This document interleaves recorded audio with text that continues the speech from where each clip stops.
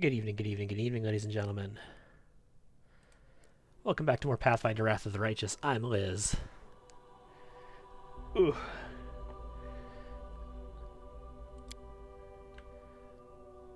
We got a week ahead of us now. So it's Sunday night. We got the full week ahead of us. I don't know how late we'll play tonight. It won't be past midnight, I don't think, but we'll see how things go. Last time we were here at the Temple of... Is this the Temple of the Lost Hunt? So I got my order of operations mixed up here. I was coming here to deal with a particular quest and this priestess that you need to deal with here, but then I recalled after we finished it that you have to actually do the Ivory Sanctum before you can deal with her here. There's a lot of stuff in this act, and I don't remember a lot of it because I've only dealt with most of this stuff once or twice. So we got a whole bunch of other stuff to take care of. I love how we're still invisible. In any case, we got Delamir's bow. We looted this place. We're good to go. We're going to continue our adventuring. I buffed everybody up. No real super duper purpose for doing that, I suppose. It's fine though. I got lots of buffs. Okay, so we've got Ashen Grotto we can go to. I think we should probably talk to Anevia to do the scouting. I think we can do it ourselves. But we should probably talk to Anevia. I wonder, you know what, let's just do some conversations around town in Dresden, shall we? Also,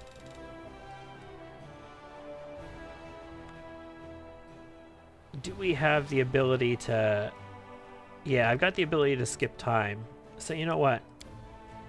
We're gonna have some conversations in Dresden, but in addition to our conversations in Dresden, let's be there at like 21:45, okay?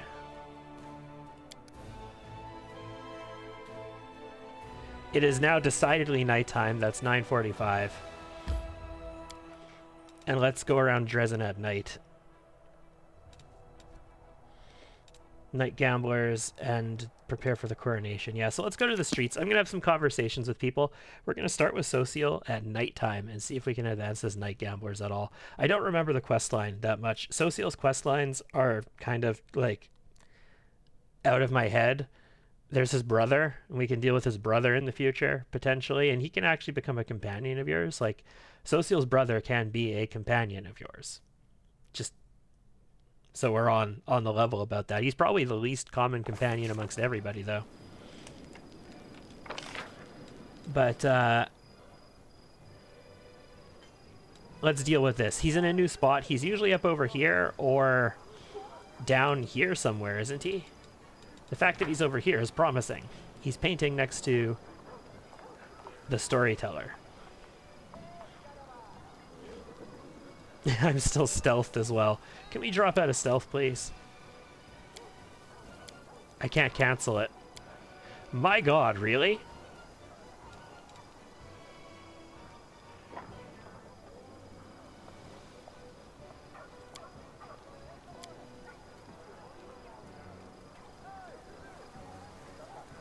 That just seems interesting. And it's permanent. Because it acts as a permanent invisibility spell, so until it gets dispelled off of us. Interesting. I mean, I should just be able to cast a spell to remove that, right? Like if I cast a Murder Pony. Yes. Hey, Murder Pony. Welcome to the party. I'm still invisible. I don't have Stealth rank 2, and that would be greater invisibility. So casting a spell should remove that from me until I get greater invisibility. So I don't know what's going on with that. I do find it interesting that Anevia is here, though, and Social is decidedly not. And I wanted to talk to Anevia about some things anyway, so... In Social's drawing, Anevia is wearing a sundress and standing on a riverbank. There are flowers in her hair and a dreamy smile on her face. So weird. I don't remember the last time I wore a dress. I'd like to again, later, when the war is over. And I get it suit you. Thank you. Yes, Anevia, if you'll excuse me. Anevia is saying yes, Anevia, if you'll excuse me. What the hell is going on with this game? Can I keep the drawing? Anevia, of course. Commander, what the hell is going on with this game?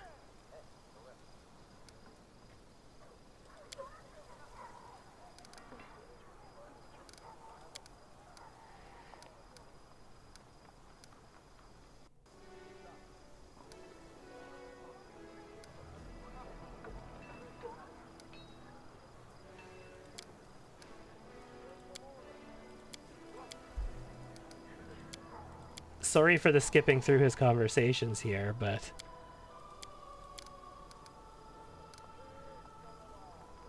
you think they can't be helped. The chaos here will keep driving people insane, no matter what you do. It's just the bug. Social is not here. I thought they fixed all of the bugs that have to do with social painting and not being around, but we just found another one. We're discussing this with Anevia instead of him.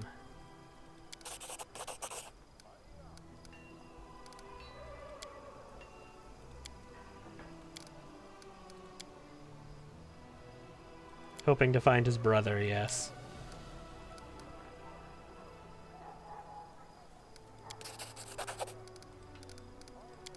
My apologies, this is the most speedy we've gone through anybody's conversation so far. It's just the combination of everything that's happening in the game right now that's like, what the hell is this?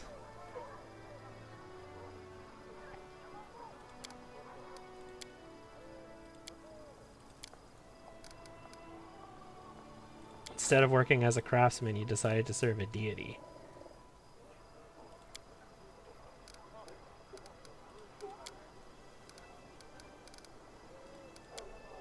They'll never see me coming. Okay, so we definitely came here at night, and he definitely doesn't have anything more to tell us about gambling, so...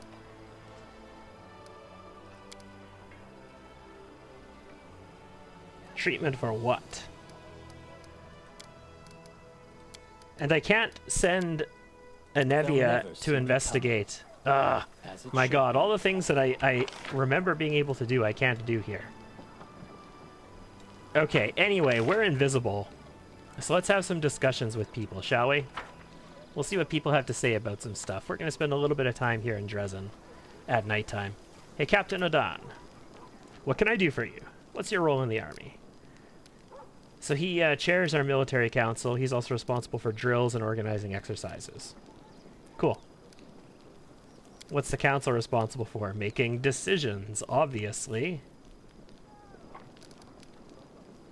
Koramzada before. Only in the halls of my mind, back when I was a young lieutenant dreaming of the title of Crusade Commander. And who among us hasn't dreamed of being in your shoes, Commander? At least for a little while. He studied countless reports on battles against him. Okay. What about your military career? You've been in Mendev for generations. You graduated from the Crusader War College with honors.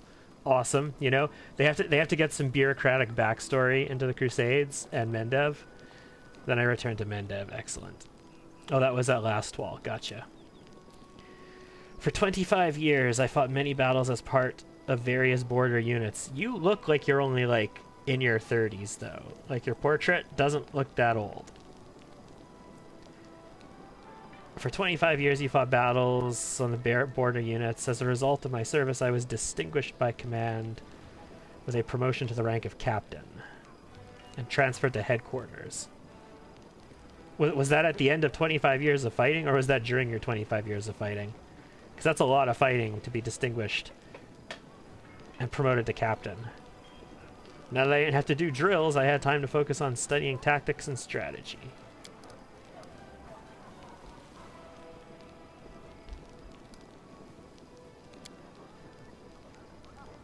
No more than the soldiers from his squad.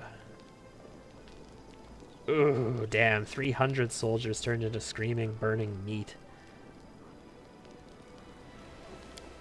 Well, I mean, that's what we do to people. We lob fireballs at them and turn them into screaming, burning meat. So, I don't feel so bad.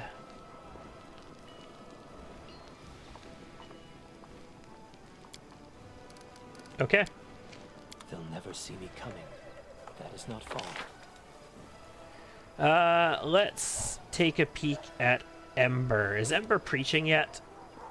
I know Ember's personal quest, you need to talk to her when she's like preaching to a crowd of people about all kinds of stuff, and I don't remember if that's triggered by an event or if we can actually have that happen yet. We're going to try talking to Anevia when she's inside of the Citadel, but I feel like a lot of triggers for stuff haven't actually happened yet. No, so she's not preaching to people yet. Tell me about yourself, Ember. They call me Ember. I used to live in the River City, and now I walk with you. That's my story. So Ember, we didn't really talk a lot about her. We've talked about some of the things she's capable of, but we haven't talked a lot about her backstory or anything like that, because we were rocking Nenio. But Ember is an elf. She's a little less than 100 years old, if I recall correctly, and I mean, elves who are a little less than 100 years old are still basically children. Elves are interesting.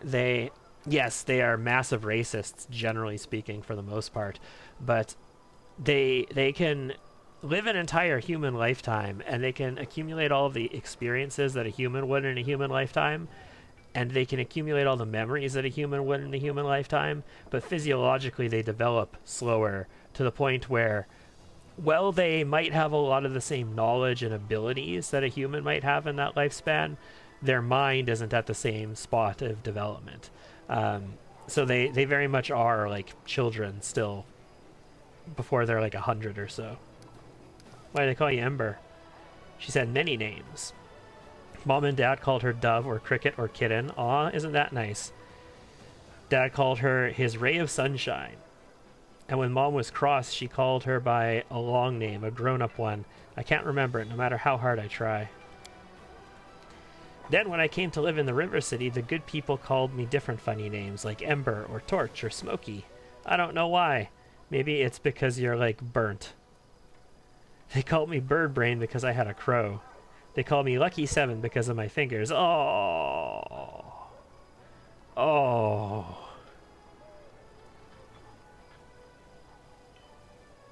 Her missing fingers. They sometimes called me Grilled Meat and said I was stupid, but I didn't feel hurt. I mean, they're right. I really am silly. I like Ember. It's a good word. Embers are like people. Where are you from?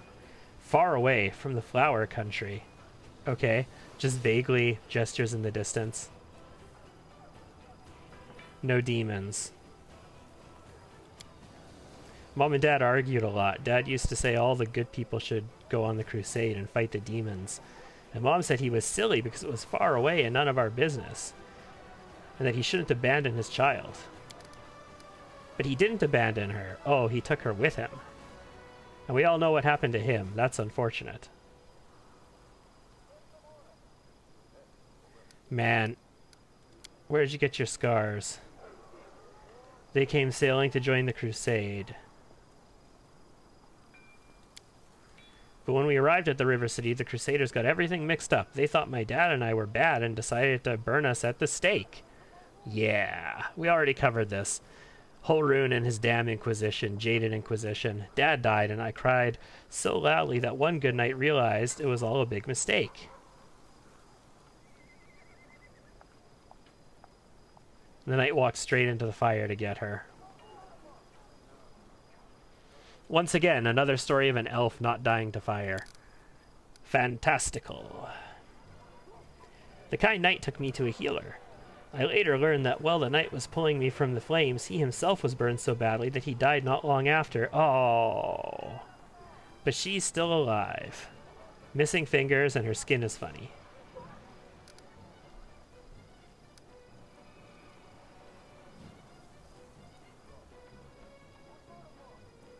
We're good with the good on this. Our character wants to start Havoc and shit, but starting Havoc and shit isn't gonna be the result of talking to Ember here. Overall, our character is generally good-hearted, but will absolutely set it aside if he gets the opportunity to start Havoc and shit. So we'll definitely take some evil options when they come up. No one can say how much good or evil they have in them. No one can see into their own soul. No one knows until it's time to check. So Dad taught her to pray to Iomade. Nice. I think the gods are the same as us. They're silly sinners just like the rest of us. Don't let Iomine hear you say that about her, because she's probably going to be pissed off if you don't, you know, holy worship her. That's one of my gripes about Iomine. She's very much a if you don't give me everything, I fucking hate you and I'm going to rip you to pieces, goddess. How did you survive on the streets? There are many good people in the River City. When I sang for them in the street, they'd often give me coins or bread or sometimes even clothes.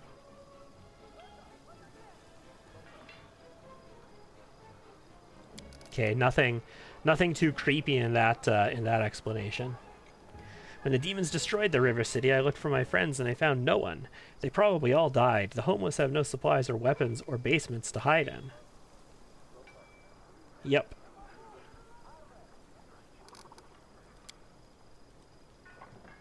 She got her tricks from her grandma, also her patron.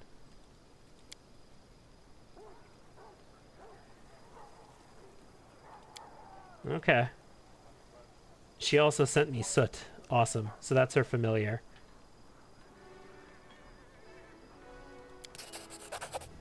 It appears that the girl doesn't know who exactly gives her these powers, but you can guess from her words that her patron is Andaletta, a powerful archon, one of the Imperial Lords, also known as Grandmother Crow. That is a lore religion check that I guess Darren gave us, because it's a plus 31 on it. So we rolled a 51 on a 15 DC religion check. Thank you. What do you think about me being the Knight Commander? Don't believe titles. All of us in the world are children in the streets. Excellent. How are you so hopeful when we're surrounded by such horror? Hope? No, hope is a lie. Ooh, Ember saying hope is a lie. What should we hope for? The world is in the hands of demons. The gods can't help. Or they don't want to. Or they forgot about us altogether. She just wants to make the one little difference that she can every time she can. Only us, no hope. We have to win without hope. It'll be hard. The abyss is against us. But we can only win by some miracle, which means we'll have to make one happen, because the gods aren't going to make it happen for us. All right. They'll never see me coming. So I guess we're just going to continue to advance story then. Let's do a rest. We've I can just press R. Hey, Jack. This'll rest us, and we should wake up in the Citadel. We can take a quick look at Crusade Management, and then we'll head out. How much did you miss? Like, the stream is 20 minutes in since we went live, and, you know, the first 3 or 4 minutes were probably just the opening screen. And then all I did was talk to people. So nothing. Haven't missed anything.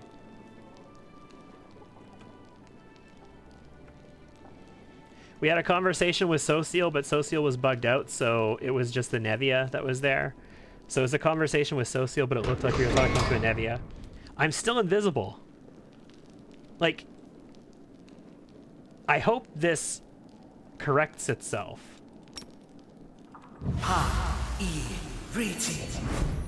When I cast a spell, it should remove this, because this is not greater invisibility. Follow my lead. So I'm a little concerned about that. Also, we rested and we're still invisible after we rested, so I'm a little concerned about what's going on there. Let's take a quick peek at Crusade Management. Yeah, we talked to Sociel and then we talked to Ember just to see what the situation is with them. I don't want to miss their companion quests, even though I don't want to deal with Sociel's companion quest, and the events for them just haven't fired yet. Not getting the notifications for anyone you follow since you got a new phone. I don't know what would be causing that. The runaway. It has been revealed that one of the Crusaders is a criminal on the run, unless you just need to allow your application to show you notifications, like push notifications. 1 year ago, the knight murdered a noble in Nerosian and escaped justice. The killer repented and joined the Crusader army to atone for his sin, but the daughter of the murdered aristocrat wants vengeance and requests that the criminal be arrested and tried. What I want to come up is an event that says that Crusaders are being murdered and we need to investigate what's happening. That's the event that I really want to happen. Do we try the criminal knight? We gain some finance points. Do we take the Repentant Knight under protection and gain some morale? I don't really need morale. Do we give the Vengeful Noble the Murderer's Head? Ooh, that sounds interesting. They could provide a family heirloom, which is an Unholy Flail +4. That sells for 50 grand. Phone settings for the app are on, and the in-app notifications are also on. Don't know. There's something on the demon path that we can't take, and then do away with the Vengeful Noble and get her treasures. That's evil, and it unlocks the Unscrupulous Heir Decree. Adds gold, finance points, material points, and energy points. Ooh. You can airplay the stream onto the TV. Cool. The daughter of the murdered aristocrat wants vengeance and requests that the criminal be arrested and tried.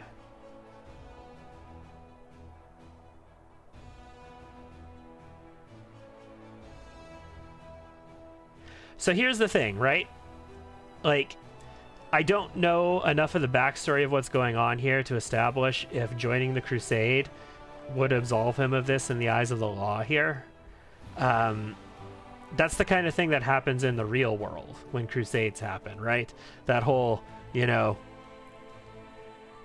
in the eyes of the law of the kingdom you're from, you've left that kingdom, you've gone on crusade, right? So you're outside of their law at that point. Because you're on crusade, and in the eyes of, you know, your maker kind of thing, you know, the imaginary fictional wizard character, you're absolved of your sins because you went on crusade. So yes, he repented and he joined the Crusader army to atone for his sins. That's all nice and all. We're not trying this criminal, that's for damn sure. Do we want to take the Repentant Knight under our protection? That's the chaotic option. I kind of want to just give the Vengeful Noble the Murderer's Head. That's the evil option. It's a 50,000 flail. We're going to do it. The murderer met an unfortunate death during a foray, and the daughter of the noble he had killed was very grateful to the commander. She thought that coin would be too humble a token of appreciation to exact vengeance, so she had her family's relic delivered to Dresden. Okay. Job's done. So we can reinforce the walls. 400 military experience points. It costs us a little bit of material to do. We can strengthen diplomatic connections. Financing a crusade is a costly process, and the diplomatic council has to come up with new tricks to present the friendship of countries and nobility sponsoring the commander's army. So that's a Diplo, this is a military. And helping those in need is Diplo, and I don't need that.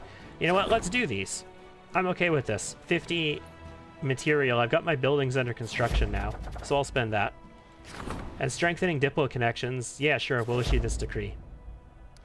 I am fine with that for now. We can start spending our stuff. I don't really have enough material points to build a barracks, but we can start spending our stuff in some of our other fortresses, some of our other settlements, in order to get Dresden's archer supply up quicker. But for now, I think we're okay. Okay, that's all we're going to do here for management at the moment.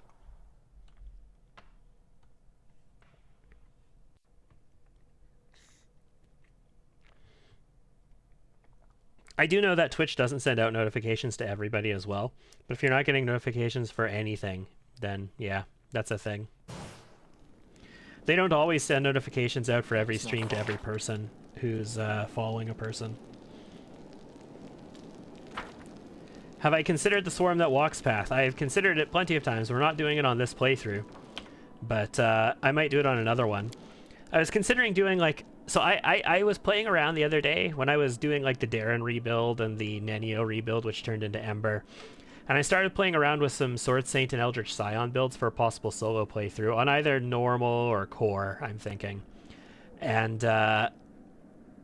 there's the usual Sword Saint builds, which are awesome. I like using an S-Stock for them. You can't use a Dueling Sword for solo Sword Saint builds because you really need that extra crit range. Dueling Swords only crit on 19 to 20, so even with improved critical, in my opinion, they don't crit enough. So you really need an S-Stock or a Rapier, and the S-Stock is just better.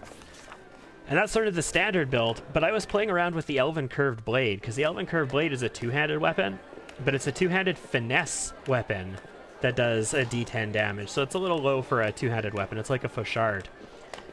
So the advantage of that is there's 3 crane feats. The first one you still get. The other 2 you don't need because you're not going to have an open hand. The result is you have less AC with a two-handed weapon, but you have more damage potential, and you still have that the crit potential. And especially if you go with power attack, you can get that with like a splash into Ranger, Demon Hunter, or Demon Slayer or whatever.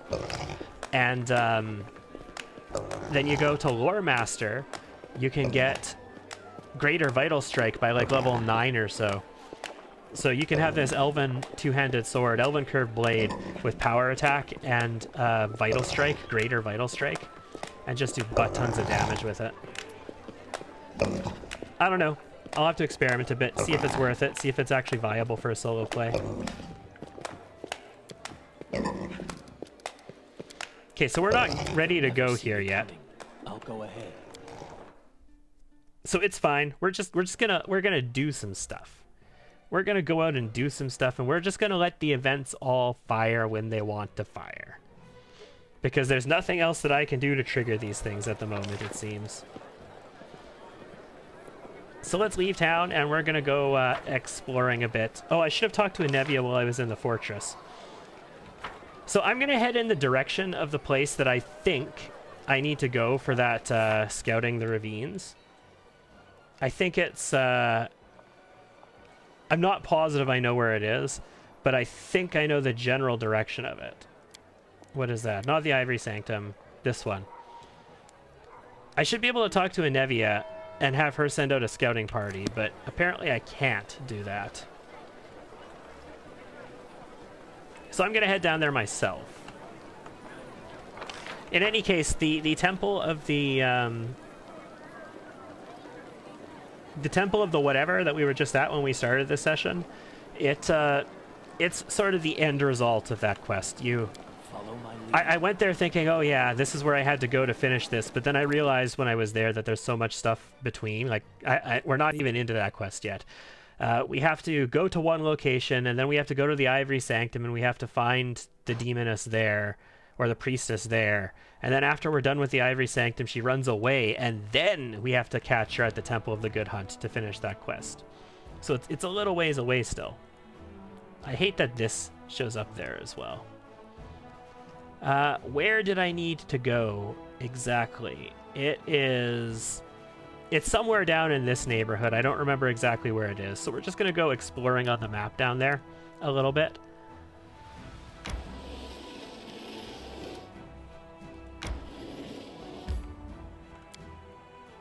We could even connect this up together. Where does this lead to? Where do you lead to? Fight. I wanna connect some of these paths here so that we can do some auto travel as well. Right now we're just gonna spend time exploring a bit. Hopefully when I attack here, I drop my invisibility. I am really hoping I drop my invisibility as soon as I attack here. Oh, thank goodness. 286 damage. My god. Yeah, she died. What else is on... So a Huntress at 14, a Nalfeshni at 16, a Nabasu at 22, another Grow Nabasu at 28. So there's 2 Nabasus and a Nalfeshni. Fascinating. Where are they? Everybody just hold tight. Doesn't matter what date you set as your character's birth date. As far as I'm aware, it doesn't really matter.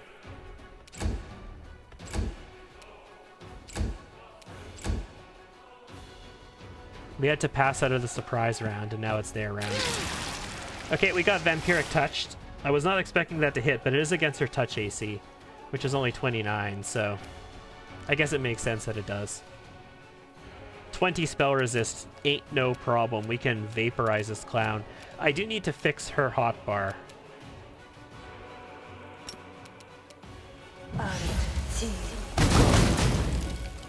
No, that did almost half of his damage.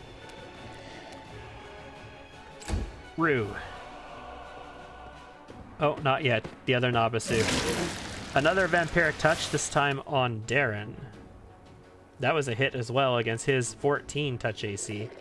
A little bit nastier, but, I mean, they've got the health. They can tank it. Rue, can you finish this guy? It'd be awesome if you could finish this guy. I will resist!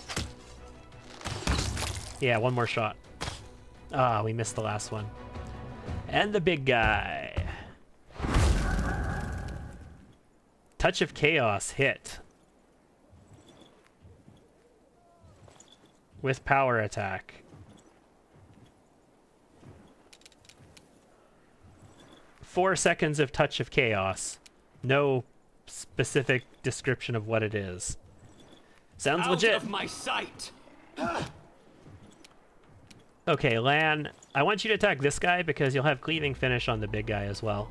You've crossed the wrong mongrel. Well, I mean, if you killed him, you would have had cleaving finish. That was still 127 damage for a normal hit, though, so I'm pleased with that. If you crit, you would have been able to cleaving finish. I'll cut you wide open! Sounds good. My Touch of Chaos. I'm gonna back off. I'm gonna shoot him. This will hurt. And we hit him. Oh, I should have studied, yeah. I need to remember to study first now. We will study people when we hit them and deal sneak attack damage, but I have to remember that we're a Slayer now. We need to study as a movement action if we're not going to use our move action. I took 5 there, so I still have my movement action. That's a mighty nice damage roll, though. Emba. Shoot him with a crossbow. Surrender, or else! Good hit. Prepare yourself! As it should be. Yeah, so we can loot her. Do I have to go up there to do it? No, I can do it from down here. Excellent.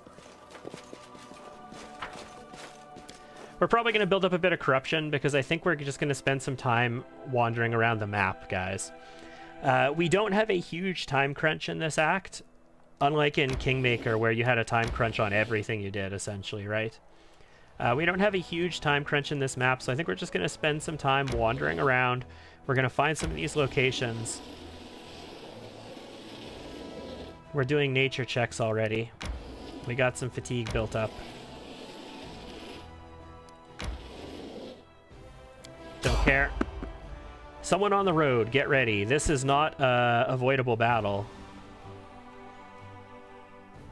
It didn't say I failed to sneak past the enemies. What would be best? It would be best if this is... There's a couple encounters we still need to have on the road.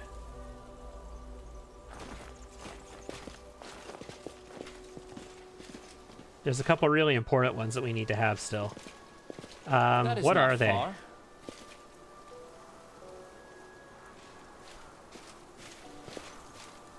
Hey, cultists! Baphomet Cultist Cleric. Well, well, what do we have here? The freshly minted commander straight from Dresden. Here's what's going to happen, Commander. You'll give us Specimen 367. Yes, this is one of them. This is one of the ones that we need to have. We will bring it back to Iz, the master bladesmith, and no one will get hurt. If you refuse, well, prepare to die. So they want Finian. This is needed in order to power up Finian and make him like, he becomes like a +3 weapon or something like that. But you ultimately don't get to finish this quest until Act 5. We still needed this event to fire here. Remember, we learned a little bit more about Finian when we were in the temple. We had that piece of paper that the Baphomet cultists obviously left there about experimentation that they did on Finian when he was a weapon, and how, like, they used him to kill people, and then he would just be crying to himself afterwards. Bladesmith, is it? Then I know who you creeps are. You're from the same lot that slaughtered my party, then tortured me for some dark experiments. Commander, just give the order. I'll wipe the floor with them. I have an old score to settle. Who is the bladesmith? A great artisan and a teacher, who renounced his name and past to serve the weaponsmith's craft. His demonic blades never break. His magic arrows never miss their mark. His creations are incredible, although the piece you have in your possession is still far from perfect. It was not supposed to fall into the hands of outsiders, so we want it back.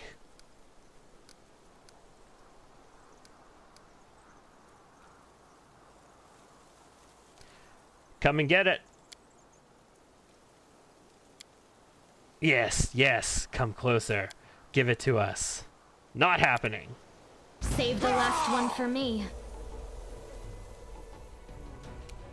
Okay, Camellia has, now that Camellia leveled up in Sword Saint, she actually has bonkers initiative. She adds her intelligence as well as her dexterity to her initiative rolls now.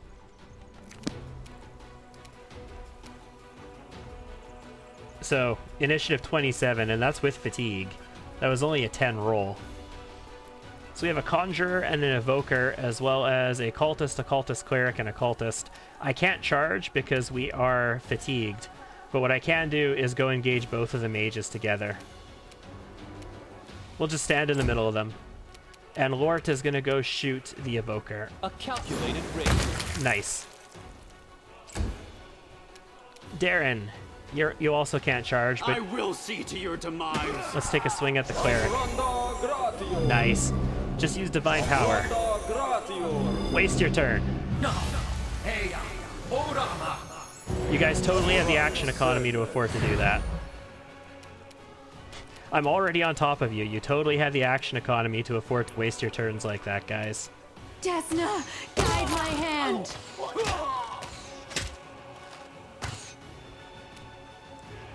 Emba, I'm actually going to have you burning arc here. Nice, nice. Could have been a little bit more, but that was a very healthy amount of damage. Lan. Lan is also fatigued. Everybody is fatigued, so Lan can't do anything special. Just move into the middle of everybody, so you have cleaving finish potential on all three of them. Yeah, there you go. Threaten all of them. The spirits demand your blood. Nice. Critical hit. This should do it. Boom. I'll go ahead. Okay. Anything special here? No, there's no note or anything about what's going on. That's probably just a +1 light mace. There's a breastplate +1. And this is just a cultist shield +1, no big deal. Oh yes, yes, the unholy flail +4. This clearly said 50 grand when I went to get it. And now it only says 12.5. Lame. I mean, it's not like she ripped me off or anything. I was kind of looking forward to 50 grand, though. And that guy is still invisible even though we killed him. I know the way. So this is a scripted encounter, so we want to explore this map. This is not just a random encounter on the road, like a randomly generated battle. So we do definitely want to explore this map. Follow my lead. Yeah, no, we picked the birth date of our character based off of our character's deity. So our character worships Callistria, so the second month is Callistria's month. That's the only reason that we did that.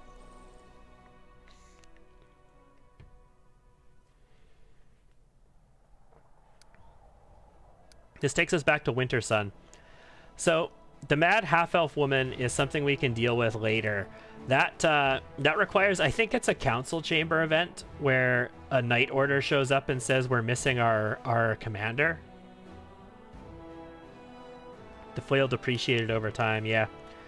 We took it out of the lot and it went up in price. Let's just double check that I don't have that already.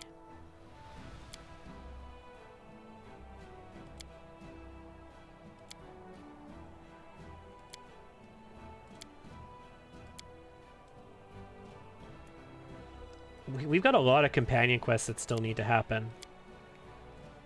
Like in this act. Okay. It doesn't look like we've gotten that yet. There's like this knight order who comes to us in our council chambers, and they say that our master has gone missing, and the master is the elf woman. I think we forgot something when we were in Winter Sun, though, and I want to make sure we get it if we did forget it. I know we must have forgotten it, because I don't have the items. So we're going to rest here, because I need to rest anyway.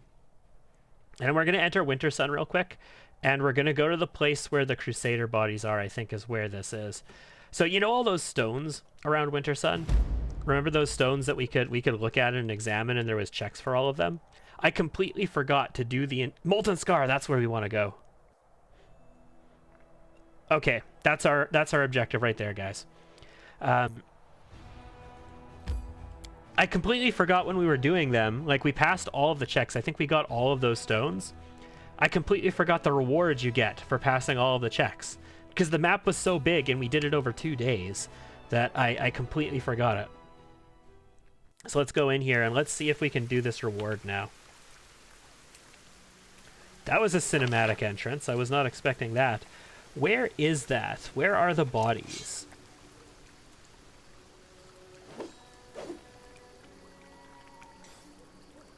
Where are the bodies on this map, guys? They're next to this statue, right?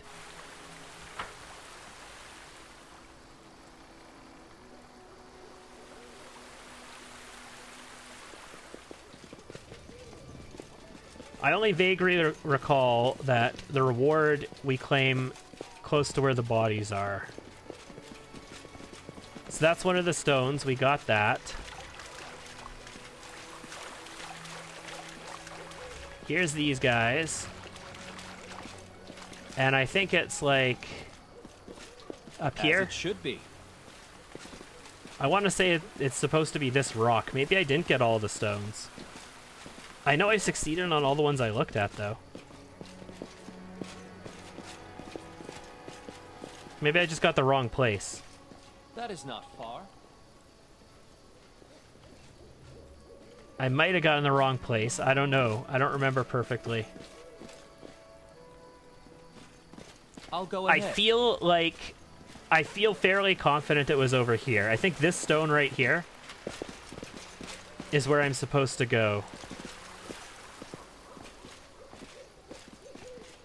And I don't have it, so maybe I didn't hit all the stones.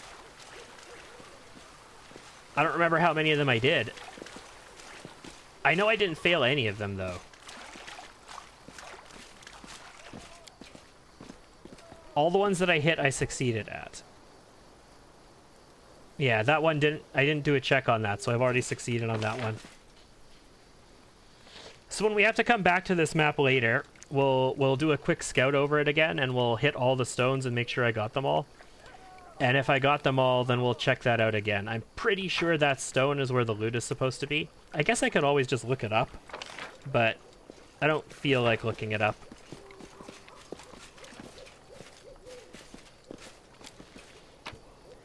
But it's alright, we'll leave. We're not going to loot that. We're going to leave that for the spirit. We didn't really waste any fatigue on that map. We didn't do anything there. We just walked into it, and we're going to move on now. So we want to go to the Molten Scar. I wonder if there's a way that I can loop back up from below it here, or if I have to kind of come back up and make my way down towards it somehow. Let's pop out of Winter Sun.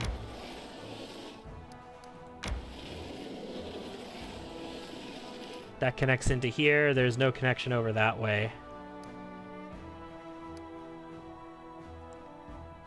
There was no other connection out of Green Gates. Do I have to leave from this node and pass this demon army to do it? Don't know. We got some enemies to fight, though.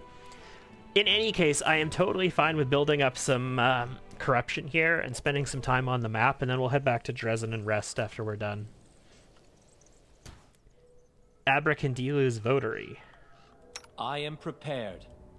End my dream. Ooh, 116 damage, no kill. Right, these guys are like the big beefy dudes. What else was on the map? Initiative check, Cultist Archer, initiative check, Cultist Archer, Shadow Demon Votary. Shit. There's a Shadow Demon on the map, guys. Shadow Demon Votary. That is slightly scary. Let's see if I can find it. If I can find it, I can have Lort maybe shoot it before it gets to do anything to me. That's the area exit. Ember. Too late for apologies. Nope. Roof. Make your peace. I don't want to get like phantasmal webbed and all kinds of nasty stuff by it. Okay. Well, the surprise turn is done. You are today's sacrifice! We don't know where it is. So I'm actually going to delay Lort's turn in initiative until the end of the round. I still want him to be able to act this turn. That's an archer. No big deal. Lan. You can't charge that archer, but start moving towards him. Threaten the archer. There's another archer. I don't know where the votary is, though. Unknown. Okay, Ember. Spread out so you don't get hit with AoE with Rue and Lort, please. And then you're in range to, like, lob something at this guy, right? No, you're not in range to lob that, but you can just shoot him with your crossbow. I'll hit you! You did. Good job. It's fine. Lan can take it. Rue, move over here and you can take a shot. You don't have a full round attack anyway, so let's move. Move and shoot. I will resist. I just don't want to get phantasmal webbed by this clown and then like have level drains left and right because I can't do anything to him. Where's he at? Okay, it's Lurt's turn and I see nothing yet. I'm gonna creep and kill this guy. Let's try this way. And I'm gonna be concerned about the Shadow Demon Votary.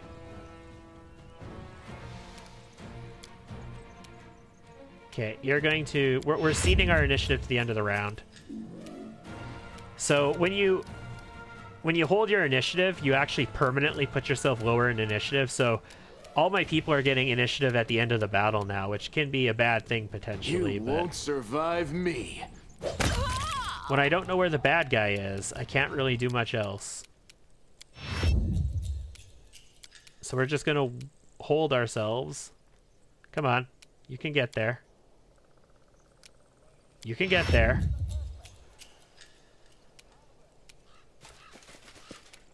Where are you at, Shadow Demon asshole? Damn it.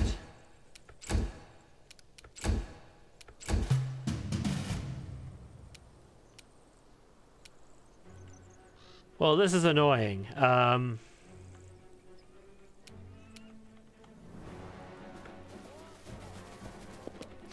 We're just gonna stumble across him, I suppose. We could cast See Invisibility, but there's no guarantee that that's gonna do anything for us.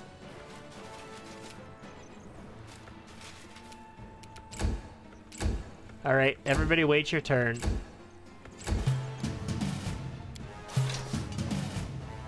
We're out of combat. He's still on the map, but we are out of combat. Because he didn't do anything. There he is. No, that's a cultist archer. I didn't even remember seeing a third one of them. Stay this way, please. Do you have a charge on him? You do. You take it. This will hurt. Okay, and we're out of combat again.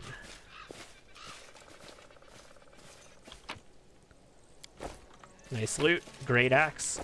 Magic As bows. it should be. I like that they're giving us more magic items now. I'm concerned about this direction.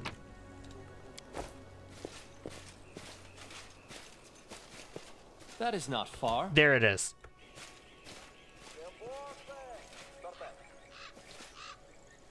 He has mirror image on.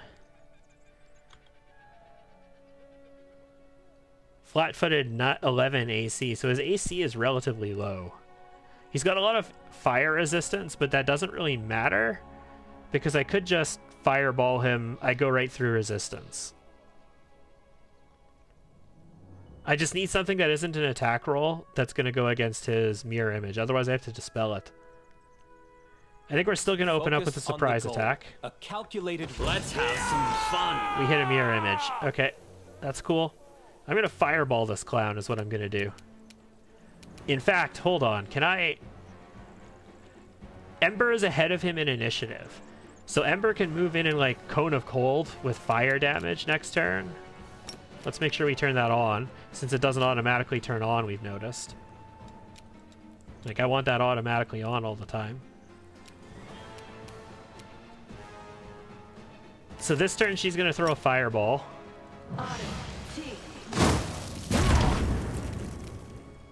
And Camellia is not going to move in at all. Camellia is just going to go over this way.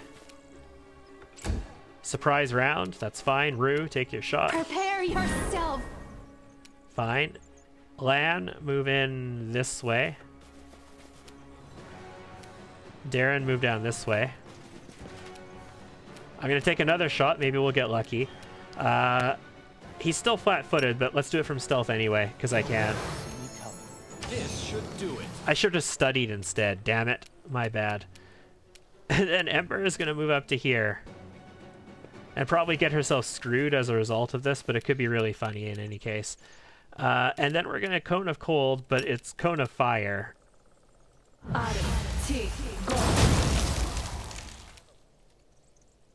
Yeah, fire damage. Was not sufficient. He acts next, so I need to take him out right now. I could dispel the mirror image off of him, I suppose. Or I have a chance to just kill him. I don't have a charge. Let's try to just kill him. I can't use True Strike. I have to do that as part of a full attack. I can't do it as part of a standard action. Go for their hearts! Damn. Well, there's the Phantasmal Web. On the bright side, my archers are still able to shoot him. Desna, guide my hand. So no energy drain yet. Lan isn't going to do dick here. Yeah, Lan is affected by the Phantasmal Web. Oh, Camellia has freedom of movement. She gives no shits about the Phantasmal Web.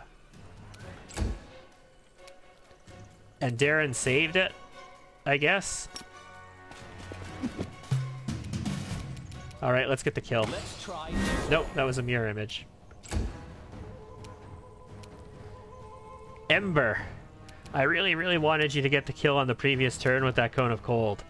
As it stands, can you shoot a fireball that won't hit your allies? Yeah.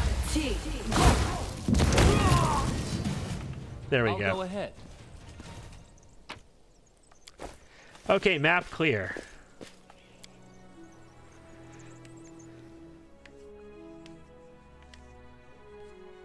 I'm pleased with how that turned out. That could have been much, much worse. And considering everybody was... No, everybody wasn't fatigued going into that. I rested before it. We're going to travel south, and we're going to check this road out. We're going to see if we can connect up into the Molten Scar from it. Core of the Riddle. So this is one of the locations. I haven't really talked about it very much, but if you remember the Conundrum Unsolved, it was a location where we had a bunch of tablets. And then we went to the Nameless Ruins, and they said to find the Heart of the Riddle. Or the Heart of the Mystery. The Heart of the Mystery is sort of the central location for Nenio's quest. And then the Core of the Riddle is one of 3 other locations that we have to go to. And at each one of these locations, there's another one of those tablet riddles like there was at the Conundrum Unsolved. Except you have to get the tablets from other maps. We got the tablets from, I think, it's the Shrine of Sacrilege, right? I think that's where we got the tablets. And we have them in our inventory. I just don't remember which map these tablets are for. But there's 3 maps you have to go to and get a set of tablets. And then you use that set of tablets at each of these 3 maps. And then you do the Heart of the Mystery as well. And then, I mean, fun happens. We'll see the story when that happens. I'm not going to talk about the story before it actually is relevant. Holy balls, really? Okay. Okay, is this going to connect? I'm tempted just to teleport back to Dresden and try this path instead. Like, we're out past the Ivory Sanctum already, guys. Near the Ravaged Longhouse and Terendalev's lair in the Heart of the Mystery now.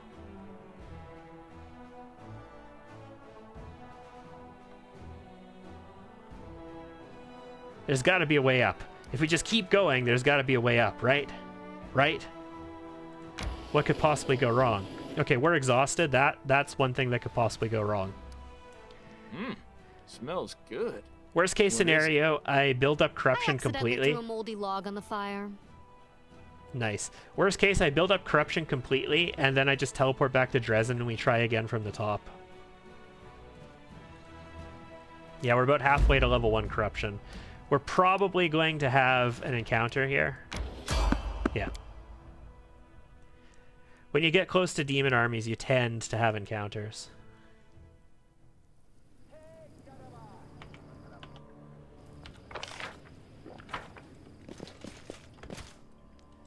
Ash Giant. I know the way. I need to concentrate. Crusading isn't that boring after all. Dead Ash Giant. Right, they have to do saving throws against my bow. 2 Abyssal Huntresses and a Gibberlith. So a tentacle-porn acid monster. 3 Abyssal Huntresses. And I think 2 Ash Giants, right? Oh no. That's the only Ash Giant I've seen so far. Okay, so the Ash Giants should be dead. I don't know where the Huntresses are, though. They might be up on top of the cliff, ready to shoot us. Well, there's the Gibberlith. Let's just move in this direction, then. It's funny how the exit, like, almost has 2 paths in both directions from it. But not quite.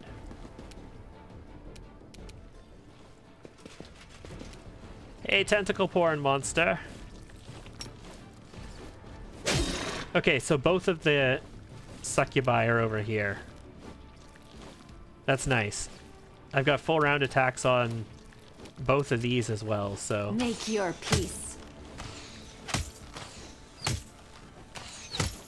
She does do significant damage. There's 3 Huntresses.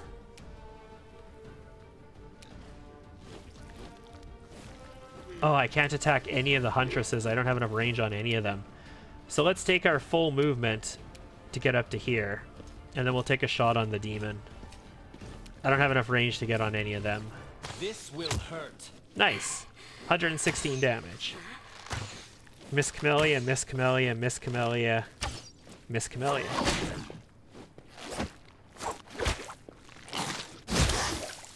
Looks like you can't cast it to TV with low latency mode. That's unfortunate. Can I deliver... Oh, this... I hate how this turns off. I really dislike how this turns off. The Elemental Specialist's ability does not turn off. I can deal with it because I play in turn-based mode. Oh yeah, I've got enough range to do a fireball here. So we'll do a fireball. We don't need a controlled fireball.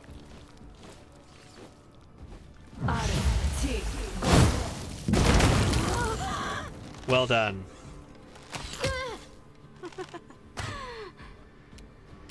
I like seeing numbers. Numbers are nice. Numbers are fun. Lan is going to get in there.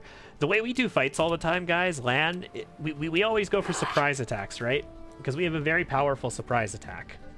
So we always attempt to do surprise attacks, which means we're pretty much at maximum range going into a fight. We could argue that it could be better to get close enough to get Lan to charge into the fight to open up. Because if he kills somebody on his first attack, he could potentially take a swing at a second person as well. So there is an argument to be made there. I don't know if we would actually make it or not.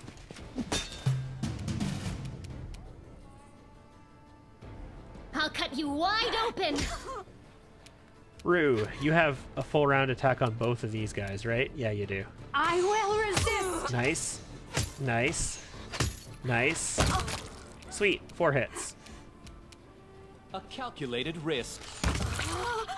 Very good. Ember.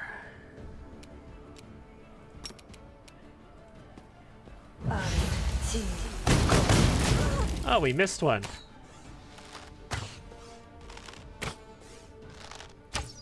That was unfortunate.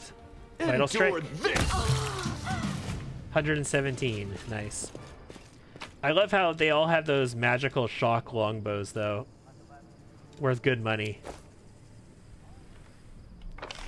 That's something that they just never did well in Kingmaker, in my opinion. You would fight people who have, like, masterwork items, especially once you start fighting skeletons and whatnot in random encounters. But they just didn't scale up the equipment that they had very well. But I like how these huntresses all have, like, actually decent magical longbows. I mean, you wouldn't use them because there's so many better magical longbows in the game, but I mean, they're still decent.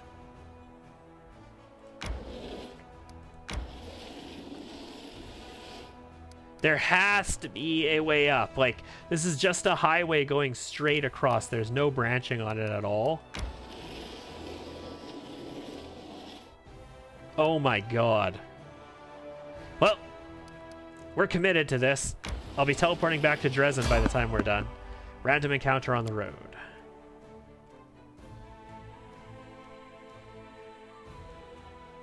I like me some random encounters. What is this? I'm You know what? prepared.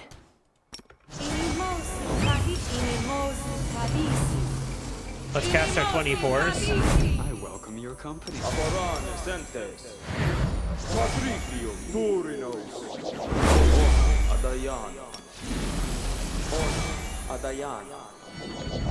Follow my lead. We could have them for a whole day, so there's no reason not to have them.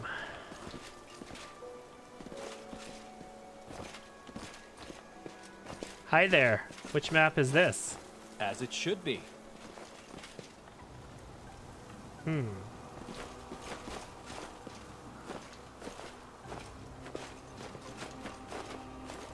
That is not far. I don't remember when the Skeletal Merchant restocks either. Oh, the Ancient Ghost. Which quest are you connected to? You are surrounded by a lonely, empty landscape. In front of you, a solitary figure stares into the fire. The flames illuminate his ghostly form, but his features are concealed beneath a mask. You hear the muffled wail of the wind in the distance, like a child crying for its mother. Well, would you look at that? An adventurer has arrived. You are searching for ancient knowledge, but the path to the heart of mystery can only be revealed to the one most worthy. Okay, it's the heart of mystery. However, all it takes are a few small steps to set you on this path of discovery. So put yourself to the test. Answer my questions with the knowledge you possess, and prove that you are worthy of possessing far greater knowledge. There should be a shortcut to cast all buffs. There is a mod that you can use to auto buff. It's sort of like if you ever played World of Warcraft. Like I did a lot of I played a paladin for a lot of my later times in World of Warcraft. Like for a lot of the time I played that game in general. And there was like there were mods that would put interfaces on that you can go through and just buff all the people automatically for you. And they would keep track of the times left on all the buffs and everything for you. There's a mod for this game anyway that lets you auto buff like that.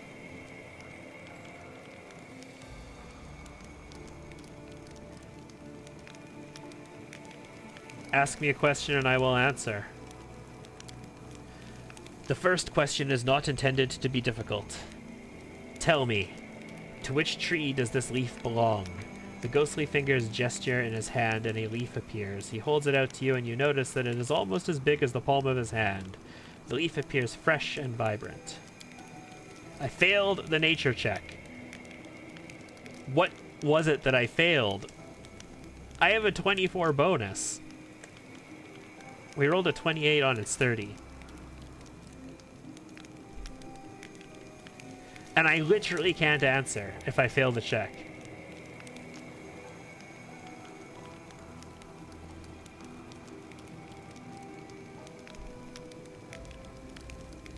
I don't know. Knowledge is the reward you seek, but ignorance is a reason to seek the reward. You are unable to answer my question, but I will show you the way to the legacy of the ancients. Uncover its secrets, and it will take you one step closer to the knowledge you desire. I've been released. The demonic spell is gone. He is no longer cold and emotionless. So we have revealed the legacy of the ancients. Listen to me, adventurer. I am a dead man forced to keep an eternal watch. I am a spirit bound by a spell. Magic forces me to say all the nonsense about knowledge and rewards. And it also prevents me from telling you who condemned me to this fate, or what happens within the heart of the mystery. The heart of the mystery is kind of a trap, but we'll get there when we get there. It's going to be a while. You get meta magic rods if you successfully answer them. I remember you get a reward. I don't remember what the reward was. No big deal to me. They'd be very neat for a solo playthrough. They'd be very neat for a higher difficulty playthrough, but not critical at this point.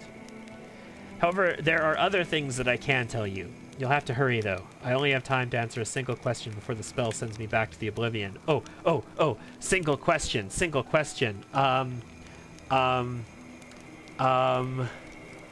What is the average speed of an unladen swallow?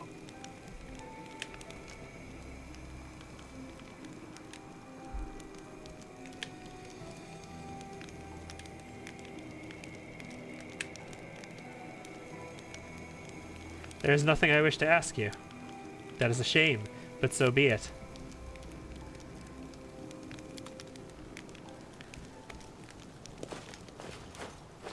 I'll go ahead. Yeah, the heart of the mystery is, it's a very long-lasting quest in a sense. There's a lot of locations you have to go to. You have to get lots of tablets. So you have to go to 3 locations to get tablets, then 3 locations to use those tablets, then the heart of the mystery, and then you get taken somewhere else where fun stuff happens that we won't go into until we actually experience it. I know the way. The only real details I'll go into, though, is that the heart of the mystery is a big elaborate trap.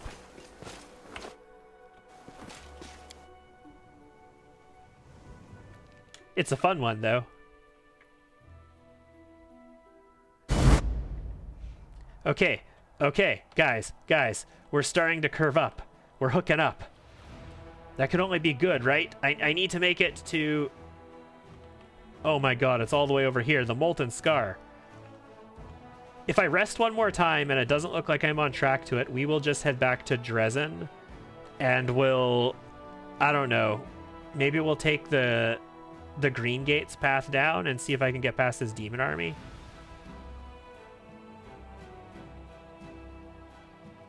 You know what? Where is my army?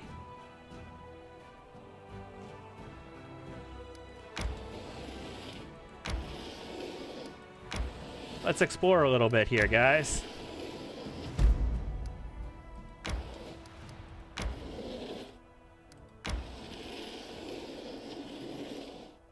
Okay, this is pretty close. This probably connects to us. Can we hit? No, we can't hit the demon army. That brings us back up again. And we're out of movement points. Okay, this is probably the way we want to go then. So we want to go past the Temple of the Good Hunt and down to get to Molten Scar from there. We might still be able to come through here too. I don't know. I don't know the paths well enough. But anyway, that's where we want to go for this quest.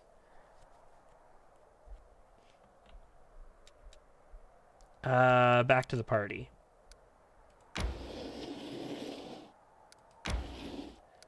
Come on. You can do it. That's the legacy of the ancients. Sweet.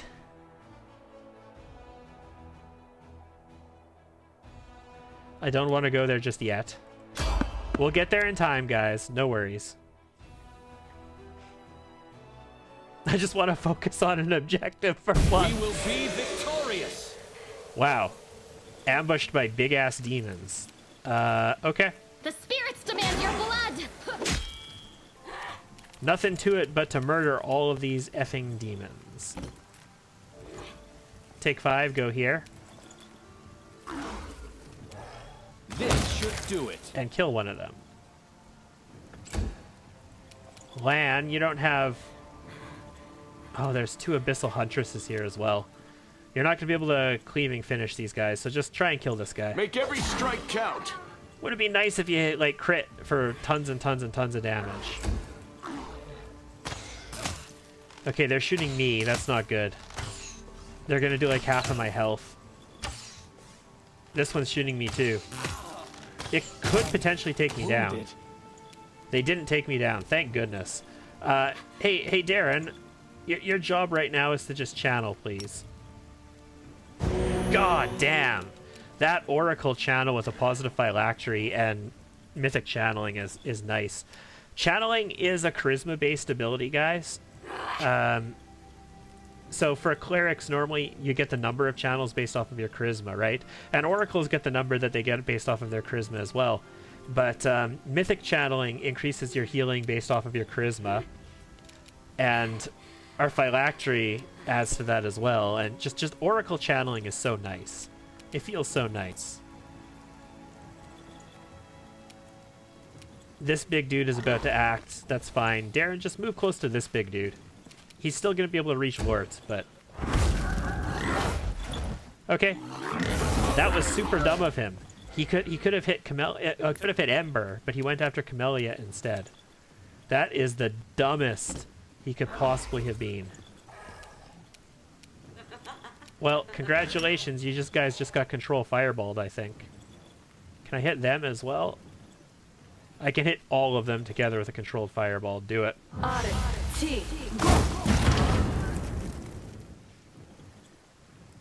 Acceptable damage. Could have been better.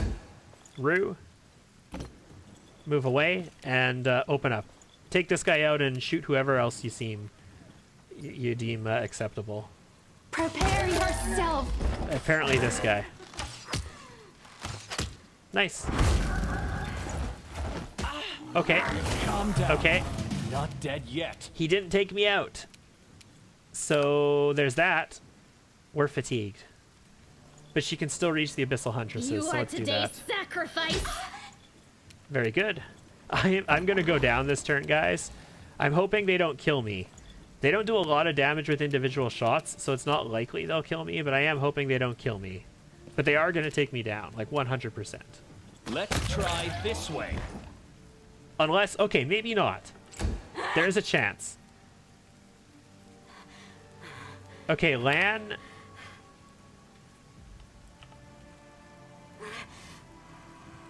We don't want to do that. We want to... So Lan can get here, and from here he can attack her. I don't think he's going to have range to get a cleaving finish off on this one, though, so I think the most we can do is take one of them out. You've crossed the wrong module. And we didn't even take her out. I'm wounded. This was not Yeah, I'm down. part of the plan. And now she shoots Camellia. Easy peasy. We didn't die. And if we don't die, it just means we're going to come back. Let's do a Cure Serious Wounds. Why not? Actually, let's do a Cure Critical Wounds, because we can.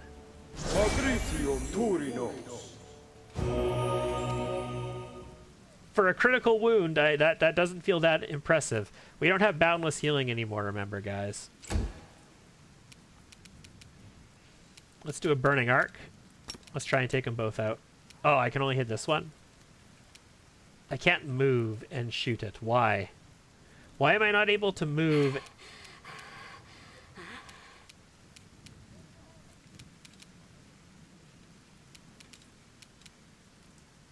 You're fatigued, but still. Okay, well, we killed the one. We did a bit of damage to the other. It's a start. Rue, finish it. Desna, guide my hand. Well done. Follow Succubus on succubus violence, guys.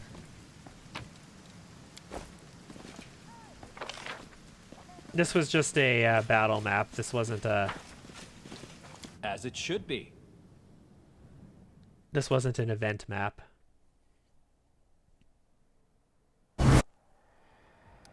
I am prepared to move just a little bit more.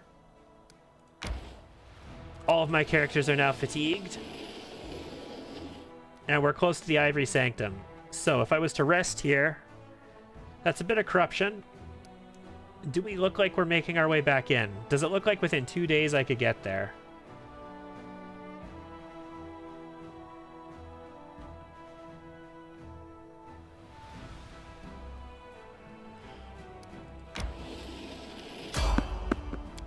Evade. That's taking me to the Ivory Sanctum. We're teleporting back to Dresden. Alright, everybody, we're going to get a good night's sleep in Dresden, and then we're going to head back out again and try and get to this location.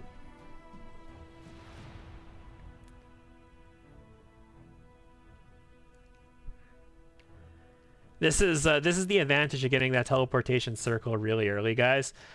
You basically can't do everything that you need to do without it.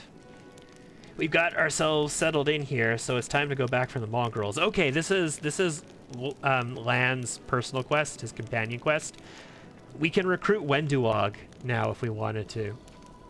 I think we can recruit her, we can kill her, or we can put off recruiting her until Act 5, potentially. Wenduog can betray you, even if you recruit her now. She can betray you if you give her... If you don't take the right actions later on. Why do you want to go back for them? You showed them the light of heaven. The shield maze has fallen. The ancient mongrel prophecies come true. Isn't there a map you can look up? Yeah, I'm sure there is, but, I mean, we're pathfinding. I'm just spending some time pathfinding today. I'll learn the map and I'll memorize it a lot better if I spend the time trying to figure out where everything is.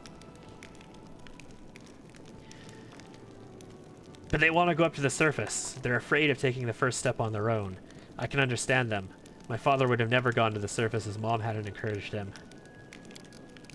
Besides, you helped the young ones. Save them from the eternal curse or whatever that demon in Wenduog tried to cast on them. If they don't follow you now, I'm afraid another Savamelek might come along and take advantage of them. Why are you coming to me with this now? You know, I just had so much on my plate. First we were running around putting up fires in Canobris, then we were running away from the gargoyles, then we were running to save Dresden. Why don't we run and save the caves now? The blue spider lady is the worst waifu. I think so. I have my issues with the queen as well, but I really don't like Wenduog all that much. I guess if you're really into like submissive power fantasy stuff, or I guess it would be like sadistic power fantasy stuff for you, but like you're really into having a submissive in a power fantasy kind of thing, Wenduog might be okay in that respect. But I don't know. You can change her quite a bit, but I just don't like her that much. She is very effective as a combatant, though. She's a super effective character. Like, she's a great archer. And you can spec her into other things easily as well. I could ask the queen to summon the mongrels as crusaders. So would like a real decree with a seal. But asking you is easier for me. Asking a queen about such a little thing is awkward.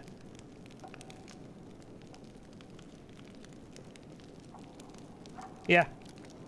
We can always use more fighters. Call me when you're ready to go. I'll be waiting. We're not going there right this second. You've marched me to the bones today. Nenio, Commander, upon hearing word of your victory in the Battle of Dresden, many leaders in Avestan have considered taking a more active supporting role in the crusade. Fighting demons... Oh, this is Lady Konami, not Nenio. Never mind. She's wearing the same robes as Nenio, so I was like... Fighting the demons in the name of saving the world is a prestigious endeavor, especially when the war is going well. The one whose help is accepted first will increase their standing in the political arena, which is why the powers are now competing for the right to conclude an alliance with Mendev before their rivals do. Remember, we did the diplomatic progression thing. Nerosian has already chosen which of them is to be favored. Igar. Igar, we've been building an alliance with that nation for a long time. And now the capital is expecting you to address the steward of Igar with an official offer to support you. Lastwall is Mendev's most trusted ally. If we are to ask for someone's support, it should be them, the Shining Crusade. Let's say we invite the Sword Lords of Brevoy to this party. Ooh, the Sword Lords, really, really. Why don't we invite the Kingdom in the Stolen Lands? The Kingdom in the Stolen Lands could be potentially a great ally. What was its name again? I guess you could call it the River... It's not the River Kingdoms. It would be part of the River Kingdoms, because the Stolen Lands is like at the north of the River Kingdoms. But you wouldn't call it the River Kingdoms. That's something else. It's one of the River Kingdoms now. The righteous Mendevian knights just love that hot-headed provincials who'll draw their weapons and challenge you to a duel at the drop of a hat. And get this, they win such duels. Nerosian will be ecstatic to have allies like these, and I hope the demons will enjoy their company as well. Just as a note, we happen to have a neighbor who's got barely any presence in the crusade. I'm talking about Numeria. Yes, this is true. It's believed to be too wild and barbaric to have any dealings with. How about we show everyone how wild and barbaric tribes can fight, and invite them to play a bigger part in our war? Hey, Voljeff, welcome back. Apparently Voljeff is on a council. She can't even turn you into Spider-Man. Damn right. Would be cool. So we rescue Voljeff, and now he's on a council. What a dick. Although we get his option as a result of it.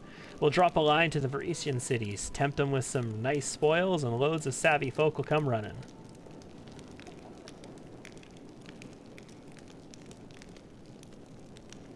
We can't call for everyone's help. What's Voljeff doing on this council? I doubt he knows anything about politics and diplomacy.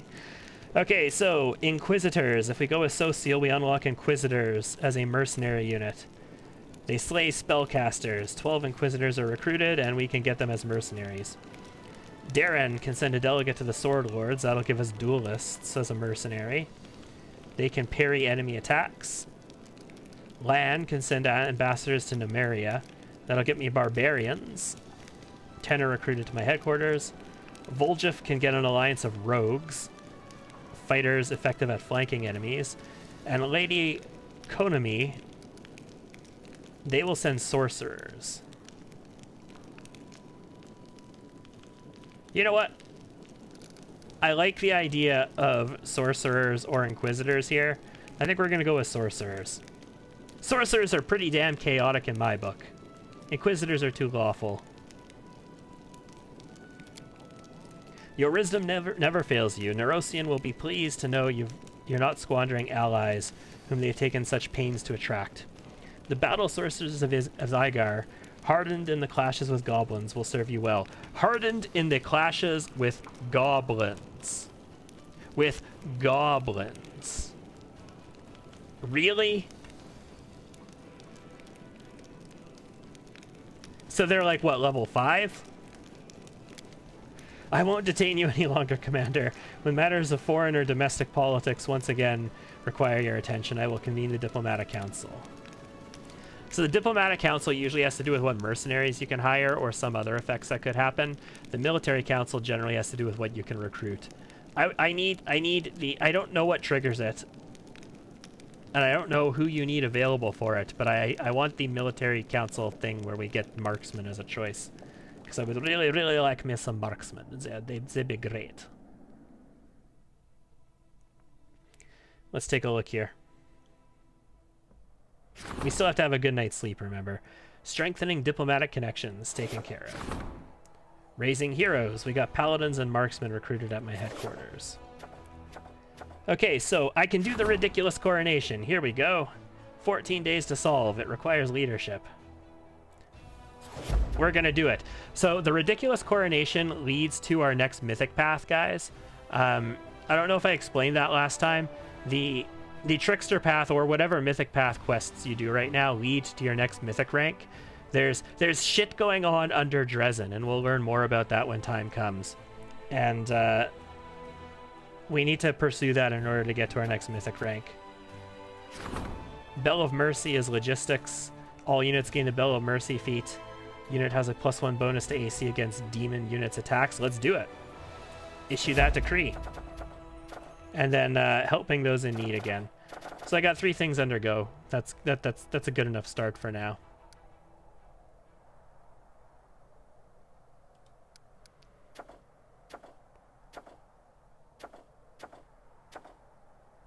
The Fate of Soul Shear. A skilled craftsman can do some work on the relic. Okay, yeah, that's just a relic improvement. Well, not improvement, a relic revitalization.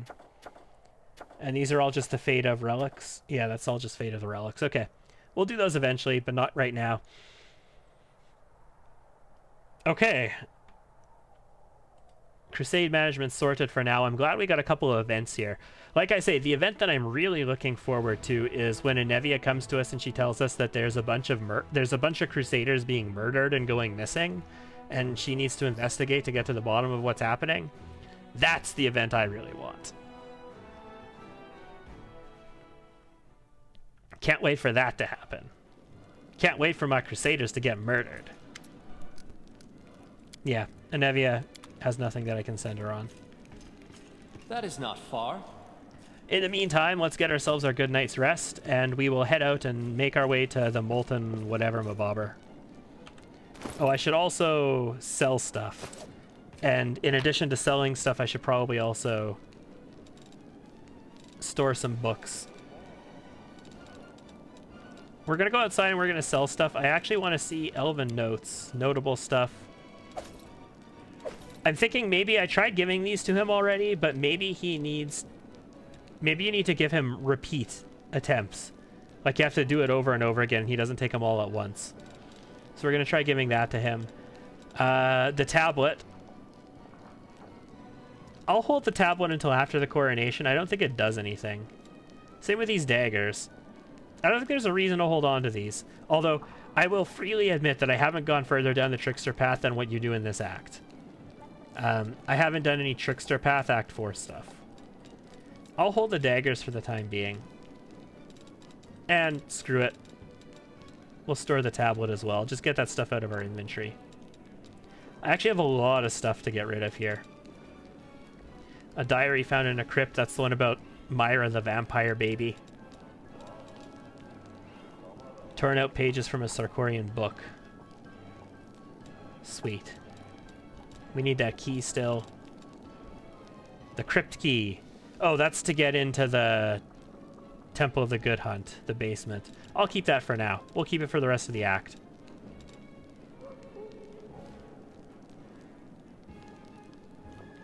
Okay, I think that's solid. Let's go outside. We're going to sell stuff. I'll go ahead.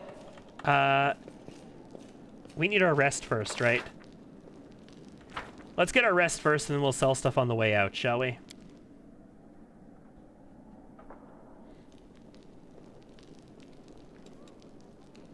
Watch there be an event as soon as I wake up. Craftsmen. They weave cords, carve bone, make figurines out of mud. Your goddess probably wouldn't even look at garbage like that, would she? Why not? I think she'd be glad that even in such terrible circumstances, you never stopped longing for beauty. I think, like, one of the big things that sort of stands out when you play a game like Divinity Original Sin 2 is that it's fully voice acted, like 100% fully voice acted. I know the way. Like, even the narrator is Ashley Johnson. So there's even when there's just text on the screen that's not somebody talking to you, Ashley Johnson is the one talking to you. And I think that really does add a lot. It's obviously extremely expensive, and it makes it a much bigger production, and it's not the kind of thing that's in Owlcat's budget for this kind of thing, but I think it really adds a lot to some elements of that game. I wouldn't mind, like, fully voice acted Pathfinder. I want to go to the streets. I mean, I suppose I could just, like, speed travel to somewhere where there's a merchant to sell stuff. But I like to sell all my stuff to Wilser. He's been with us for a while. His loyalty cannot be understated. Oh, what time of day is it?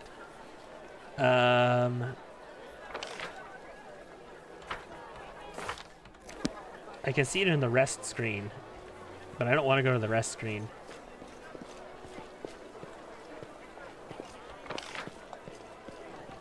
Wilser over here.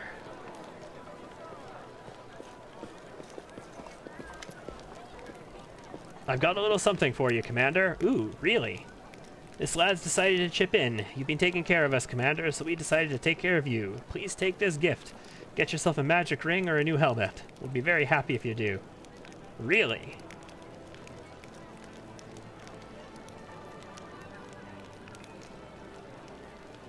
Okay. 5,000 gold coins. I mean, I could have said no, but I won't say no. In the meantime, let's sell you more than 5,000 gold coins worth of stuff again. Breastplate, Delamere's armor. Ooh. It's tempting to keep that. It's not worth that much money to sell either. Like, I feel like it should be worth significantly more than that. 20,000 worth of shock longbows.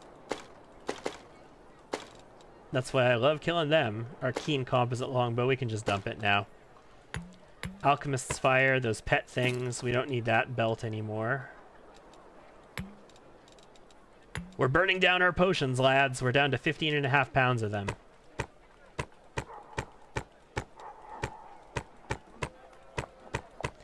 Camping out in the wild was also a good reason to use purifying solution.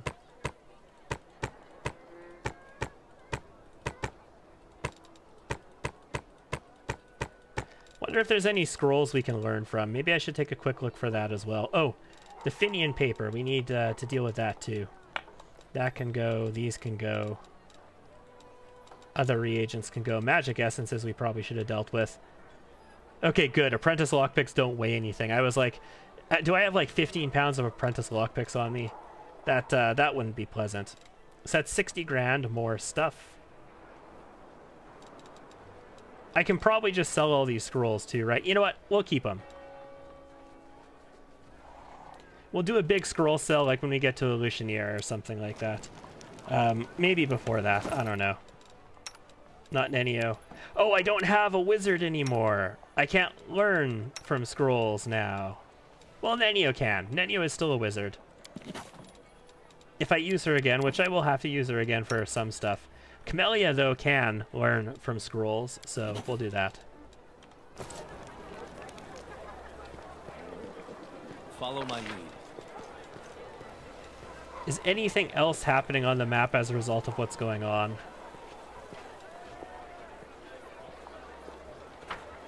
Why am I so slow? I mean, I am running, so it's not like I intend to be so slow.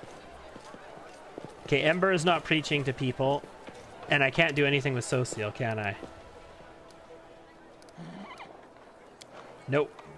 As it should be. Okay, we sold stuff. Was there something else I wanted to do out here on the streets before I left? Storyteller. We want to visit the Storyteller. We want to see if I can give him any more of these elven notes. I'm used to, when you talk to the Storyteller, him taking everything all at once. But I'm thinking maybe I have to repeat the process over and over again to get rid of these elven notes.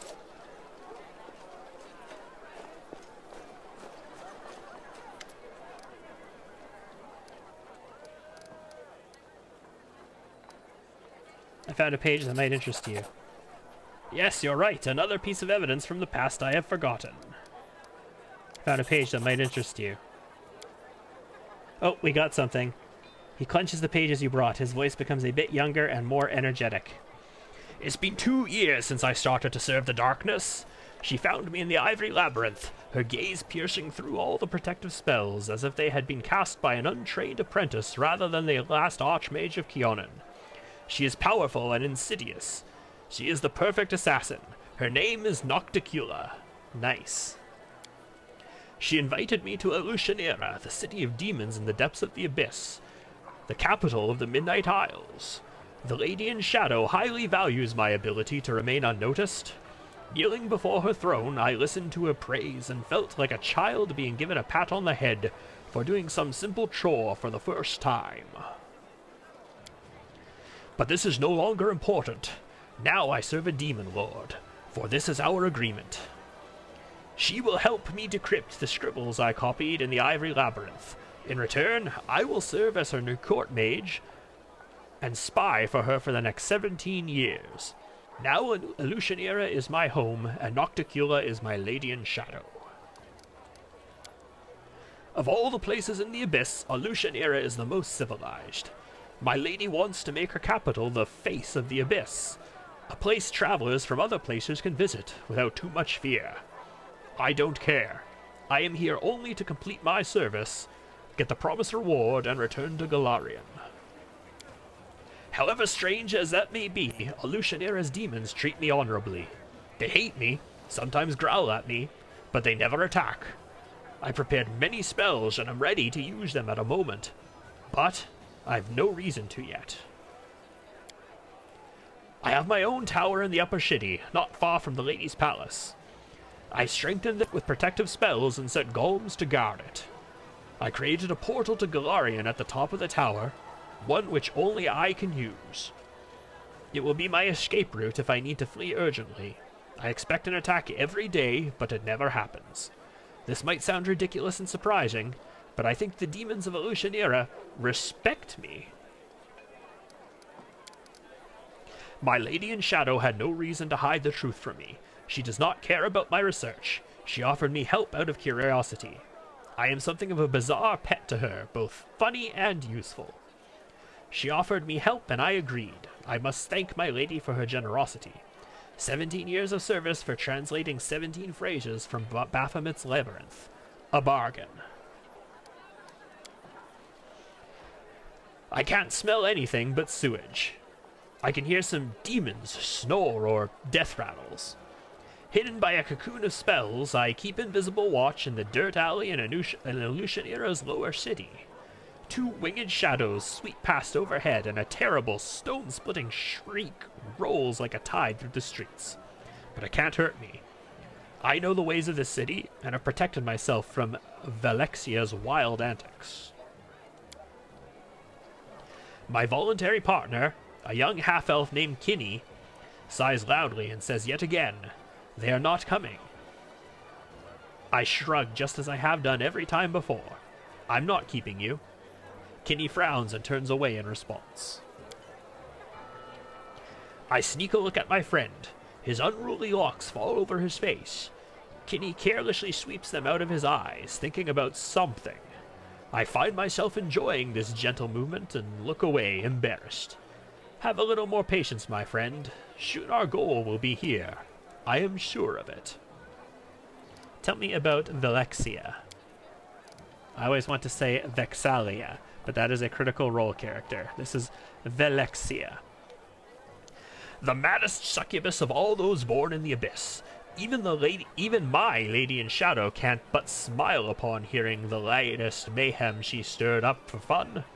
Surrounded by her 3 succubi friends, known as the Sinners, she flies naked over the city, crushing buildings with her raging screams, grabbing poor passers-by, taking them up in the air, and dashing them down onto the rocks.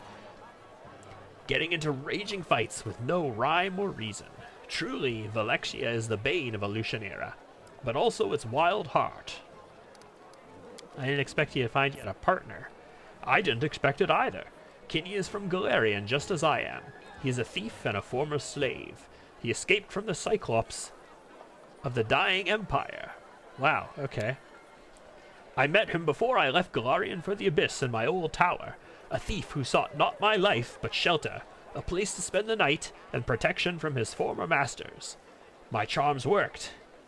Kinney couldn't get past the ground floor of the tower. That's where I found him, sitting on the floor, entangled in my trap's living vines.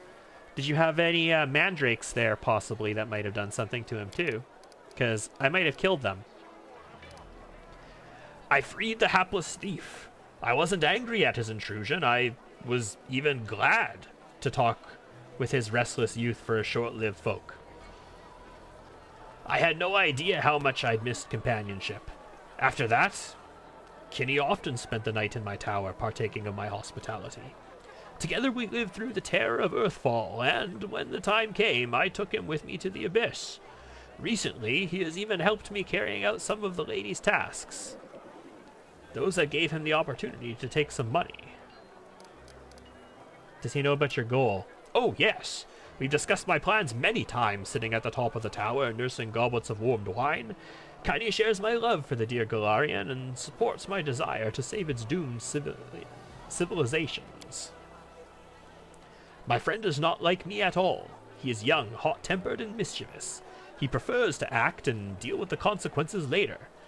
Perhaps this is why we get along so well. Opposites attract. Finally, my patience is rewarded. I see a slouching demon in rags, so pathetic that even the demon guards of Elutionera would not lay hands on him out of disgust. But my spell-enhanced vision can't be fooled. I see the incubus Zephyrian, the ruler of Elutionera, who answers only to the Lady in Shadow herself. Passing a step away from me, Zephorian stumbles and falls into a puddle of sewage, rousing disdainful chuckles from the few witnesses. But I won't be fooled by this game. Instead, I concentrate, becoming even more focused. My lord, I discovered this crystal of unknown power on one of the Midnight Isles. Have a look. A hand holding a heart-shaped crystal burning with purple flame emerges from under the rags. The incubus's hand is shaking, the skin on his palm slightly smoldering from touching the crystal.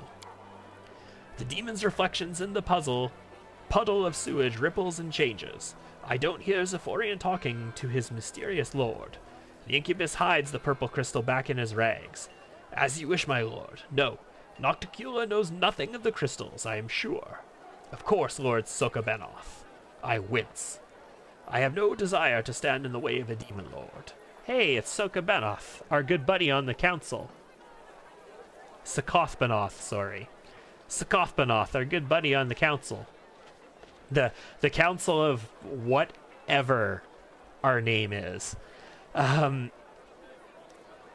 So we're talking about the crystals. These crystals are going to be one of the primary plot devices. Like, they're probably like the primary MacGuffin of this game is these crystals. And Arilu's been doing a lot of research into them. They have a deep tie to the world wound. They have a deep tie to everything that's going on. And there's a relation to them and the midnight bolts that we've seen as well. I turn around. You see, Kinney, we were able to get evidence of Zephorian's treason. I was right, but my friend was nowhere to be seen. Who is Sokothbenoth? I mean, we know who he is. A disgusting demon lord, champion of meanness, debauchery, perversions, and breaker of taboos. He is Nocticula's brother and former lover. Nice. Out of jealousy, he tried in vain to kill my lady, but he remained alive after the attempt. He is driven by fear, shame, and hatred toward his powerful sister. I'm pretty sure that there is some connection to the two of them later on as well, which should be fun. But I think it's all Trickster related stuff, and I haven't actually personally experienced it, so. I'm standing at the top of my tower. There is a goblet of warmed wine in my hand. Nocticula was pleased with my raid. Oh no, she won't kill Zephorian on the spot. My lady's punishments are much more sophisticated. Banishing, demotion, even transformation into the pathetic creature of the incubus was masquerading as. Nocticula has a lot of choices. I don't care. I've done my part. I sip from my goblet and turn to my friend. Without saying a word, Kinney takes a rag from under his shirt and shows me the purple crystal wrapped in it. I chuckle. That's where my friend went at the end of the raid. Well, we're going to keep the crystal. I will study properties in detail and find out if it will help us achieve our goal. Nocticula doesn't have to know that I have the crystal now. Let her look to Zephorian or her demon lord brother for it. I drink from the goblet again and look down. Alushanira lies at the bottom of the tower like a faithful dog at the feet of its master. I earned respect here. Even the lady in shadows heeds my words. I feel a treacherous smile appear on my lips. Of course, when 17 years have passed, I will return to Golarion. But for now, I like my life here. I served a demon lord, and what's more, I liked it. Ba ba ba ba da da da da. I did not expect this from myself. I was completely different. Different thoughts, desires, motives. What made me change so much? I don't know. Okay. Thank you for your stories. I think I still have one more page. Yeah. Not enough to get another story, though. Am I carrying anything else?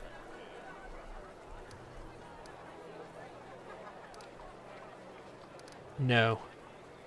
Broken gauntlet and the necessary material. Yeah, we know about that. I don't have the materials for it at the moment. Okay, cool. It's interesting. I'm not actually carrying the broken gauntlet. Maybe I may or may not have to get out of the chest to make that a thing. Anyway, we got rid of all of our elven notes. We got a story from the storyteller. We got some experience. I think let's head out to the molten whatever mabobber it is. Let's try and find the path to it.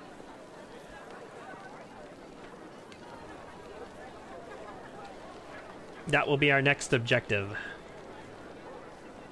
I don't like how the tower still has Greybore listed on it and still says I need to go there for a quest.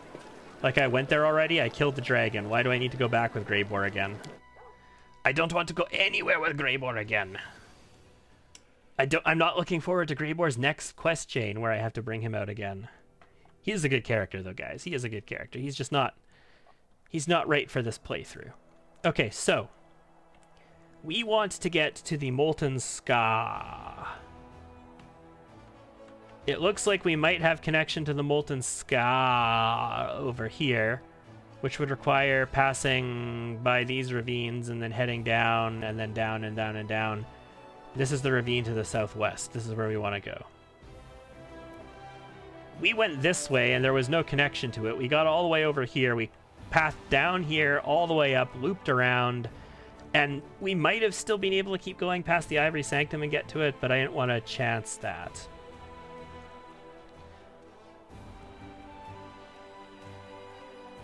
What I could do is... I don't know if this is still bugged. Like, in our settlements, we can build a shelter in our settlements, and then if I rest in the settlement, it's supposed to prevent me from taking corruption. But it has been bugged forever. Like, it was bugged in beta, and it was bugged in launch. Like, they never had it work. Like, the shelter does nothing. It's never worked, as far as I can tell. But maybe it's fixed now. There's been a lot of patches, and I haven't tried to sleep in a shelter since then. Otherwise, is there anything going down in this direction? No, there's not really a shelter this way. There's one here. But we'd probably be best coming this way, trying to sleep in this one if I built a shelter there, and then going down again. But no, I think we'll just... Okay, can my army move? My army can move. There's no connection out from this demon army. Like, there's no way back up. Can I take this one if I fought it? What is this? That's rogues. Ooh, nasty. And marksmen. Oh, nasty. This army could hurt.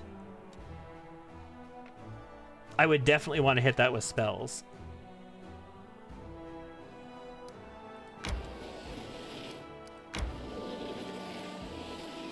Damn it, I went into the army. Smart me. Smart me. Okay, guys. Yeah, the marksman vaporized my archers. One go. That was definitely nice. Hey, marksman, you want to die?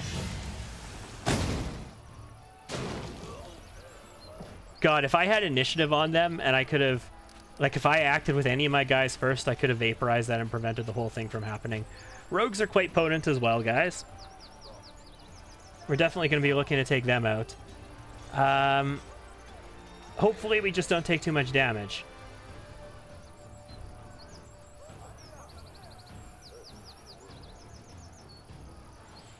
No reason not to move.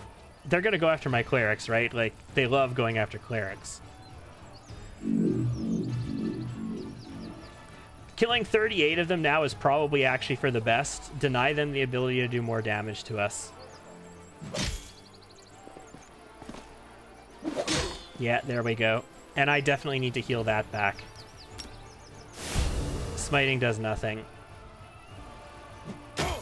We're okay. We're going to do a Cure Wounds. Let's stay on top of our infirmary size. And let's get our flank on. Deny them as many rogues as we can. There we go. Done. These guys are going to take forever and a day to kill, so even with Scorching Rays, they're going to take forever and a day to kill. Let's still do it, though. Hi! Hi again. Hi from behind. I'm willing to use like 2 more Scorching Rays on them, though, for sure. Let's get their collective firepower potential down so they're not going to be killing my people. Even if I have to spend 20 turns beating on these guys, it's better than taking losses.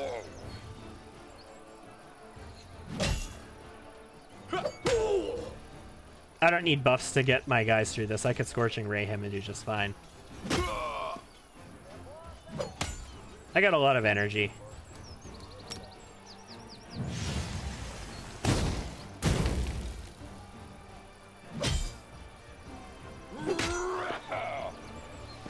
I'm afraid your demon infirmary is much too full right now.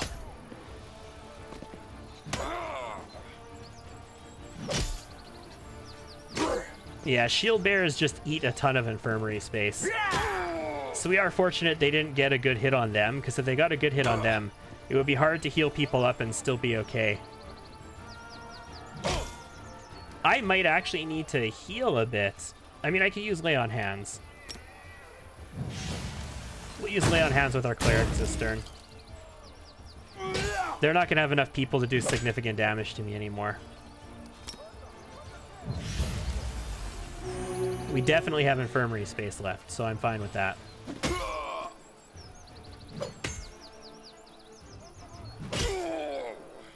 Okay. I think we're done with spells. I think we're just beating on them for the rest of it. The Privacy, hello, and welcome. Nice to have you here. Yeah, I'm done with magic for this battle. Sorry, guys. We're gonna be beating on him for a few turns. This is like 4 or 5 more turns of just beating the shit out of him.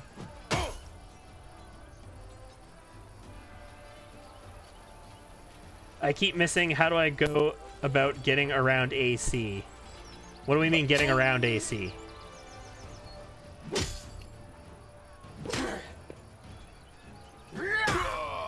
I will need more clarification on what we are trying to get around.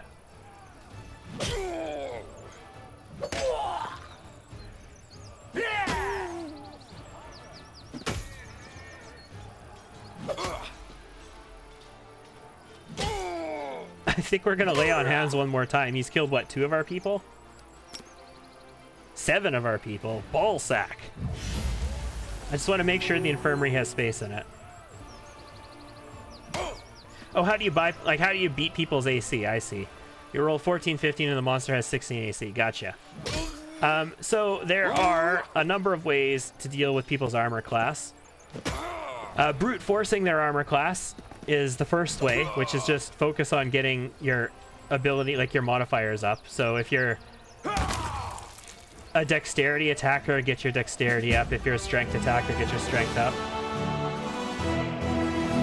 Get magic weapons. I generally recommend, like, for most builds, you're going to want to start your builds always with 19 in either strength if you're a strength attacker, dexterity if you're a dexterity attacker, or your spellcasting modifier. So if you're a intelligence spellcaster, start with 19 in that. If you're a wisdom spellcaster, start with 19 in that. If you're charisma, start with 19 in that kind of thing. That's a good place for most of the generic classes. There are obviously more complicated builds than that. Then also brute forcing it, getting better weapons that are going to have enhancement bonuses on it will help to that as well. Not using things like deadly aim and power attack, those give you penalties. If you can afford to not use defensive fighting, if you're a character who can do not defensive fighting, that gives you a penalty as well.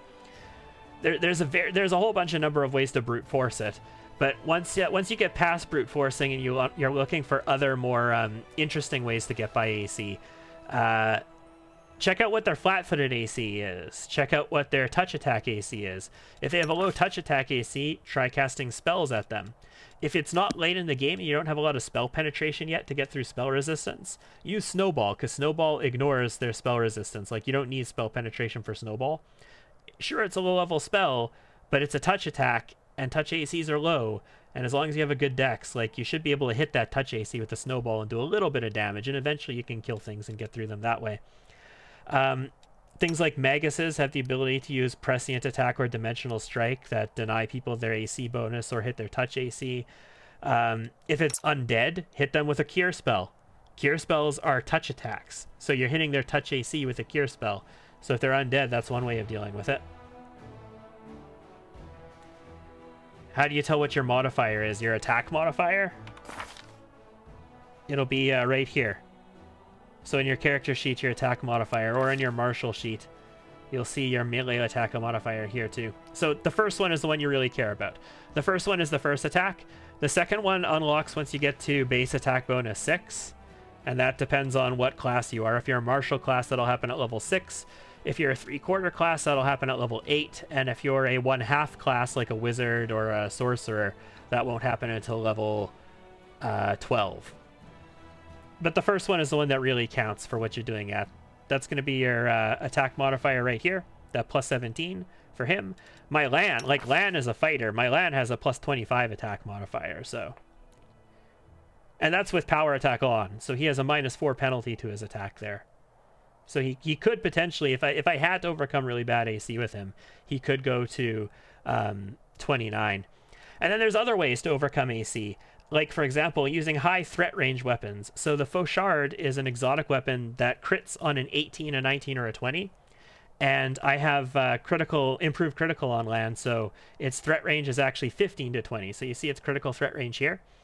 If you threaten a critical, you are guaranteeing a hit on the target. It's a guaranteed hit if you threaten a critical. So in D&D mechanics, this would be, if you roll a natural 20, it's a guaranteed hit. But since you can threaten on a 15 to 20 with the Fauchard and improved critical, that means I can roll 15, 16, 17, 18, 19, or 20. That's 6 numbers.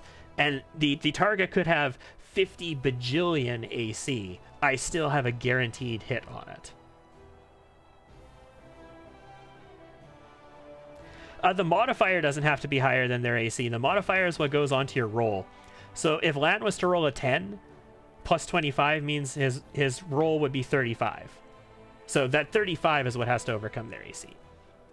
You're making chili at 10:30 at night is wrong. You never want to be right. Damn right, I suppose. I mean, I'm not the biggest fan of chili, but I respect chili. Sherry likes chili. The wife likes chili.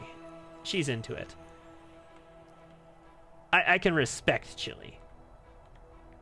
So I think what we're going to do is we're going to try and go around this way, and then we're going to try and loop down to here and see if we can get to the Molten Scar. God, that feels so wrong. It feels like it should connect from over here somewhere, doesn't it? How do I get to this location? The army can't connect into it, but the army can never connect into locations. They can only ever go on the main path. Notice how it sees the path, but it can't actually connect into it. But it should have been able to see the path to the Molten Scar. So how do I get to that? I feel like it's just going to be a waste of my time going here with the main force. Maybe it's past this demon army. Do I want to try coming past this demon army again?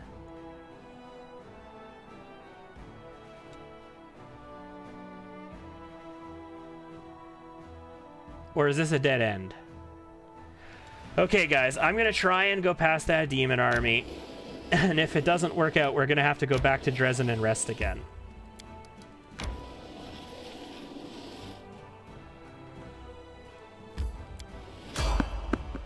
Fight! Let's put our 24-hour buffs on us. You called?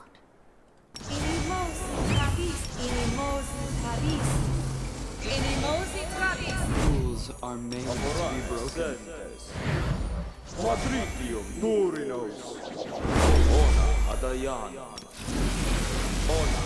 Man. Having remove fear on for 24 hours feels good. It just feels good. And we can see an Ash Giant immediately. I know the way. Okay, what else is there besides that Ash Giant? Time's not wasted. Let the duel commence. 153 sneak attack damage. What else did we come across? 3 Ash Giants, 4 Ash Giants, 5 Ash Giants. There's 5 Ash Giants. At least that's all I know in the initiative roll. Cool. Make your peace. Oh. 1 versus 2. Lame. You won't stop us. Okay. Camellia, just move forward. Let's see if we see the next one. Okay, they're up on the high ground. They don't have ranged weapons, I don't think. So they're gonna come running from over here. Lan, come this way. Also, Darren, I need you this way, bro. I need you guys to prevent the Ash Giants from squashing my archers. Rue, full round attack? Yeah, no full round attack here, so we want to go for this guy. Should we Sense Vitals? She never uses Sense Vitals. I really prefer to use Sense Vitals to prepare for combat, but you know what? We're going to move Rue up to here, and we're going to use Sense Vitals this turn, and we're going to try and get some sneak attacks in next turn, guys.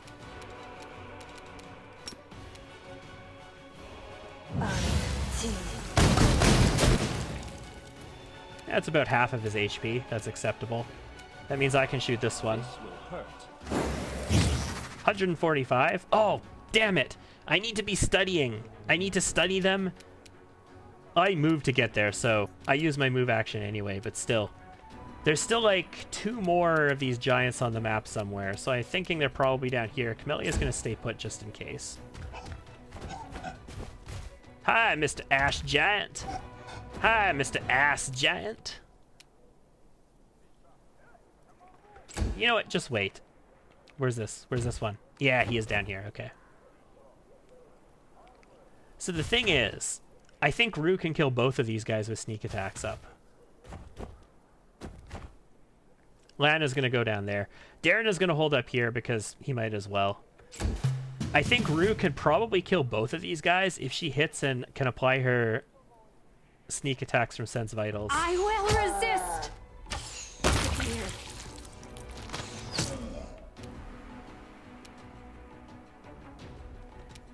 She did not apply her sneak attacks from Sense Vitals.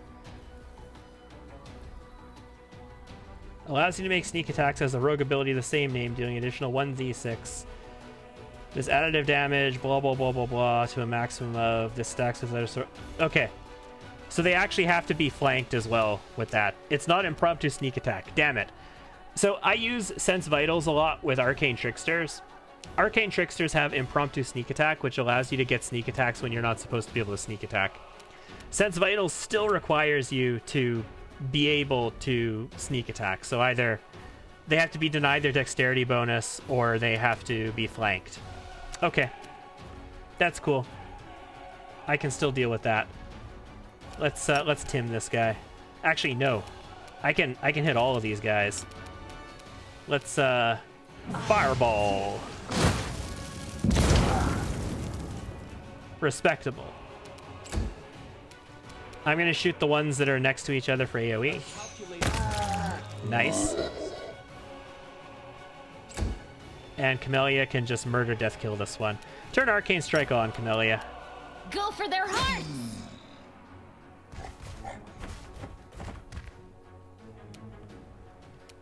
Let's see if Lan can just do an absolutely bonkers Vital Strike on this guy. You won't survive me. Did you see that? 245 damage. Vital Strike critical.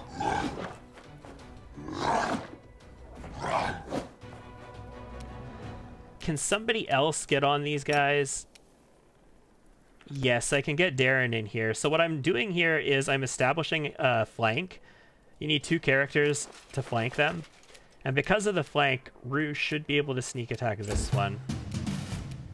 And we still have full round attack on that one too. Prepare yourself. There we go. One more. Miss. How can I bring up my hit? I'm a pure 2-handed fighter, level 10. You have 16. So the first thing for a 2-handed fighter is generally, what weapon are you using? If it's an Elven Curved Blade and you're using Finesse on it, that's going to be your Dexterity. But I'm going to guess you're probably using Strength to hit. And if you're using Strength to hit, just having Strength is going to be the most important thing.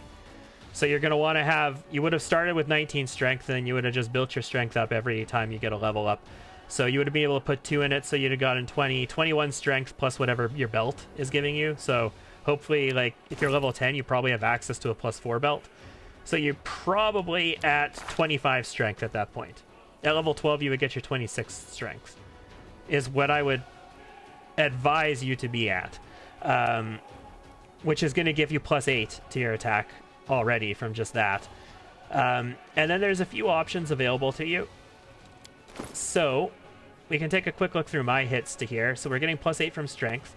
My Fauchard is giving me +3 because it's a +3 Fauchard. So get a magical weapon or a masterwork weapon will improve your to hit as well.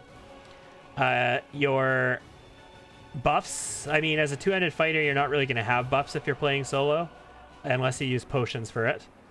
Unless you have used magic device and use scrolls, but that seems really out of left field. Your only buffs are probably going to come from potions. So you're not really going to have access to a lot of those.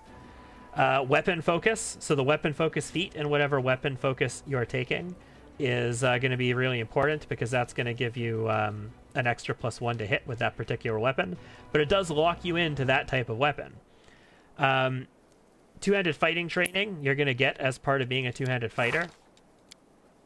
That is this progression here. Yeah. So normal fighters get weapon training. Two-handed fighters get weapon training in all two-handed weapons. What other bonuses do I got going on here? Greater weapon focus in the Fauchard as well. Yeah, so I got both bonuses for that. And then I have a bonus that's not listed there. It's actually my Gloves of Dueling. So Gloves of Dueling, if the wearer has weapon training, which we do, we have weapon training for all two-handed weapons as a two-handed fighter. We also gain a +2 bonus to hit with our Gloves of Dueling as well.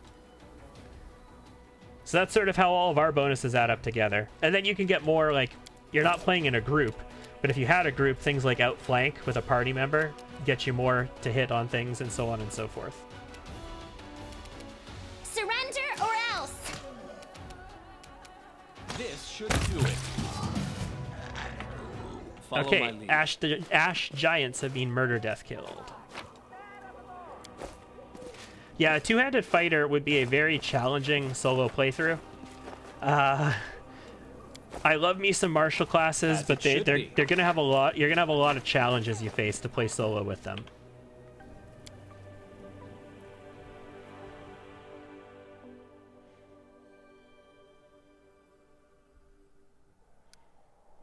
You never know, though.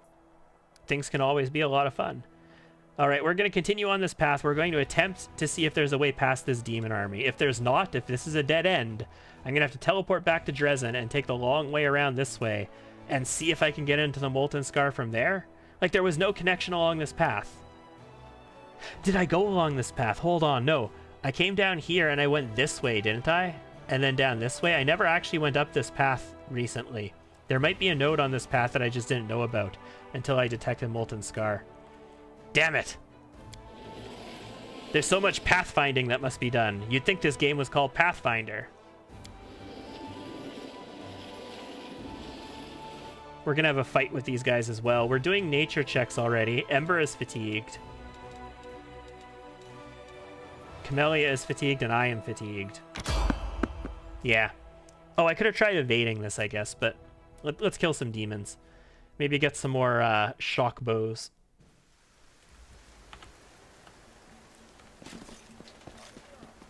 That is a plagued mastodon. I almost want to summon a murder pony to deal with that.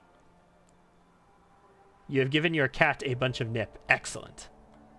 Let's try this way. Is it rolling in it? I won't let you hurt my friends. 141 damage. Nice. There's a ghoul cleric, 3 ghoul clerics, and a Thana demon. 3 ghoul clerics and a Thana demon in the initiative roll. That sounds fun. Hey, ghoul clerics. Where you at, bros? I'm just gonna pass the turn here. This is a sneak attack turn. I don't see anything to sneak attack.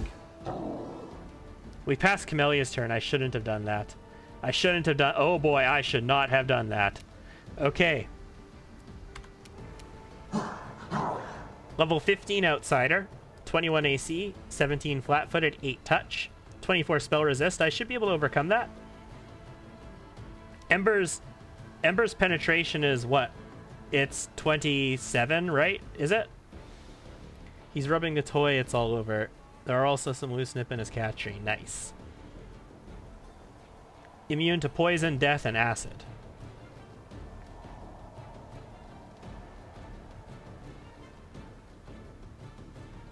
It's an outsider. It is not undead. I still have my 24-hour buffs on, which is nice. I'm glad to see that.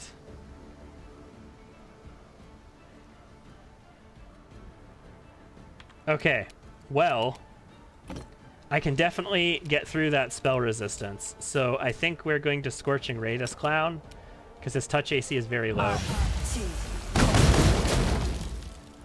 Yeah, that was nice. And we have 26 modifiers. I rolled a 1, and I still got a 27 and overcame his spell resist. So we're guaranteed to overcome. Rue. Desna, guide my hand. Very good. The big, scary, nasty demon thing is gone. I just remembered we picked up a new buff last time, didn't we? Not Blessing of Courage and Life, not Remove Sickness.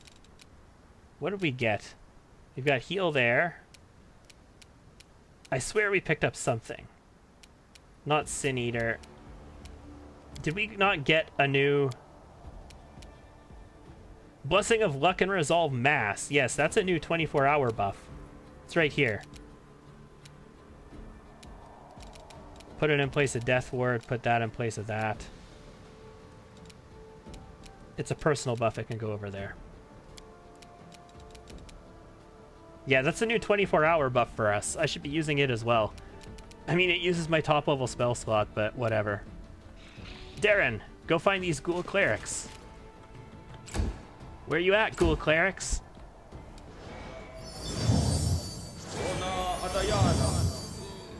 Okay, what did we have done to us? Are they dispelling magic on me? Is that what they're doing? Dispel magic. Dispels bless from Darren. Dispel magic. Dispels delay poison. Fails to dispel remove fear. Fails to dispel feather step. Those dicks. They're dispelling 3 of them. They're dispelling all of my buffs off of Darren. Camelia's fatigued. That's fine. Run in there, Camelia. You'll be fine. It's just a bunch of clerics. Famous last words. Control fireball? Yeah, I need a controlled one.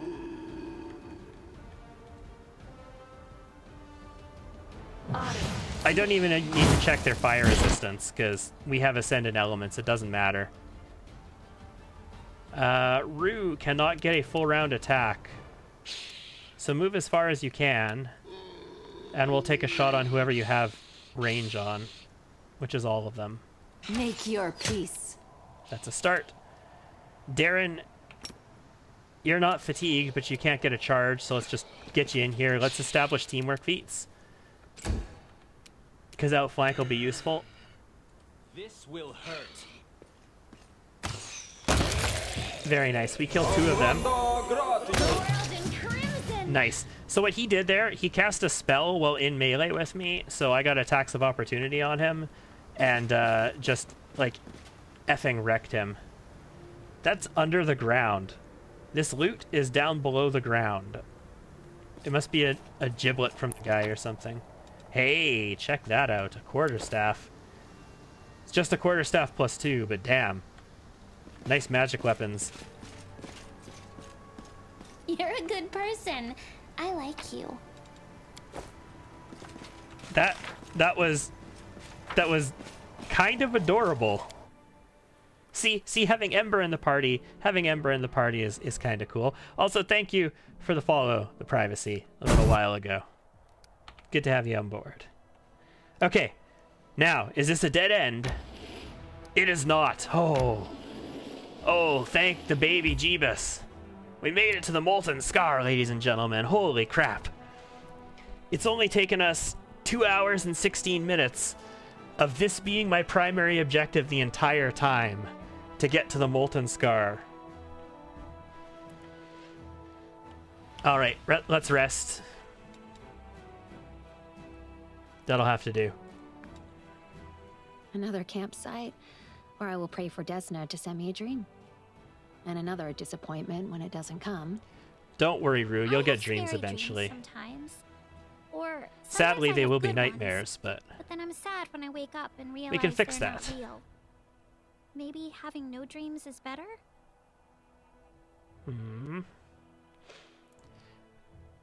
Ember's outlook on things is always so sad.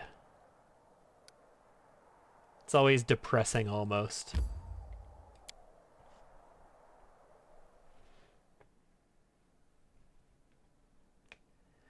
Now that I think about it, these boots of freedom of movement that Camellia has on would actually be pretty nice in a solo playthrough. Get ourselves like a nice solo Sword Saint or an Eldritch Scion or something like that. Be pretty sweet. That is not far. Interestingly enough, I still have 47 minutes of Rue's buffs on her. Like, all of my buffs that last 24 hours, even after a rest, they are still on for 48 more minutes. So I don't have to rebuff right now. I have access to my spells still. 48 minutes should be plenty of time to do this I'll map. go ahead.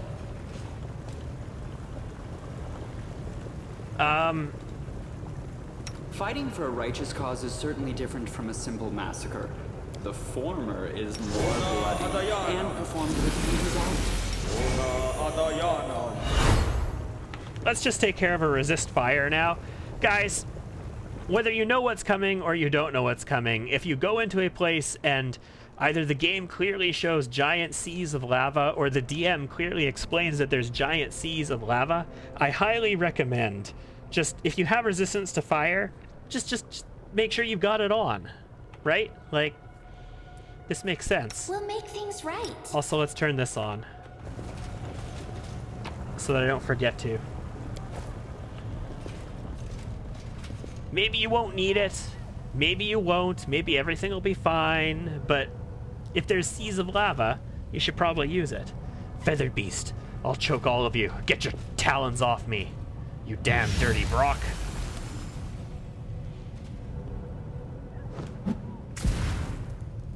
Okay, he's enervating him. Thomas, what have they done to you, you monsters, beasts?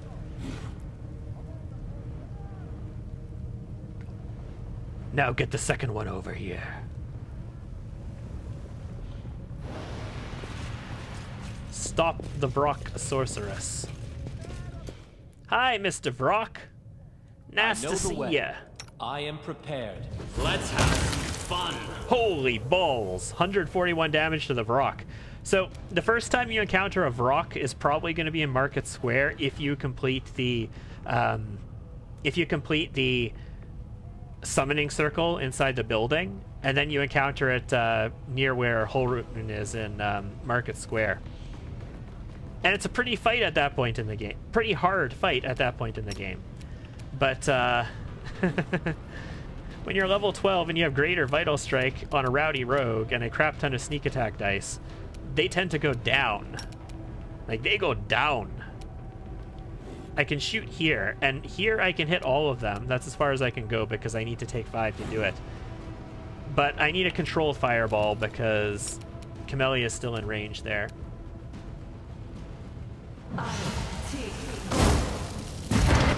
Boom! That was half of their HP. That was impressive. Ember. I will resist. Wow, Darren hit. Was not expecting that. A calculated risk. Didn't even break No a AoE. sweat. Lame. Okay. Darren and Camellia succeeded. This one mirror image. Shit. Mirror image, so annoying. So awesome, but so annoying. I'll cut you wide open. Mirror image is one of the cornerstones to a successful solo run. Most of the time. I think from here, I will actually have Cleaving Finish on this guy. I'm going to take an attack of opportunity to get there, though. Yeah, Cleaving Finish. I love me some Cleaving Finish. I'd really like to get the improved Cleaving Finish. I have Greater Cleave. I might dump that, though. I might not do it. I might scrap Greater Cleave in a respec and just get something more valuable. Because 2 more feats for Greater Cleave and improved Cleaving Finish is a lot. That's just a lot. So let's do something that's not going to be affected by that. Not enough range. Okay. Too late for apologies. Let's just shoot him. Try and take out a mirror image. Oh, we're out of range. Prepare yourself. All right. Precision and grace. Maybe we get... Oh, he's got one mirror image left. Maybe we get lucky. This should do it. Nice. 116 damage. Follow my lead. Hey, Vrock Sorceress. I'm coming for you. And in fact... We must stop this war. There is no hope, only us. The gods have abandoned. As it Don't mind should. me, I'm just gonna haste up. Why are you here? Do you want to become demons too? Vrox will transform you right away. Who are you? Voramirak, wise Vrock, magical Vrock, snatcher of pathetic humans, maker of demons. Other Vrock says Voramirak was dumb. Leave, chickenhead, they said. And Voramirak became the new favorite student of wise Xanthir the Plagued One. Hey, Xanthir the Plagued One. I'm pretty sure Xanthir the Plagued One is the current swarm that walks. We're gonna deal with him in this act in any case. And is now making demons out of humans. Who is dumb now?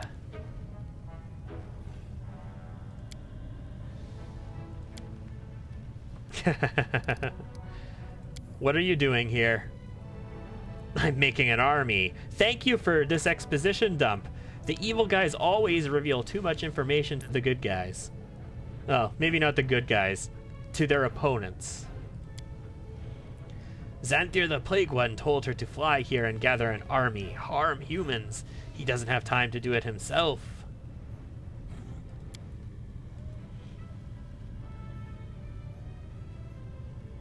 Yeah.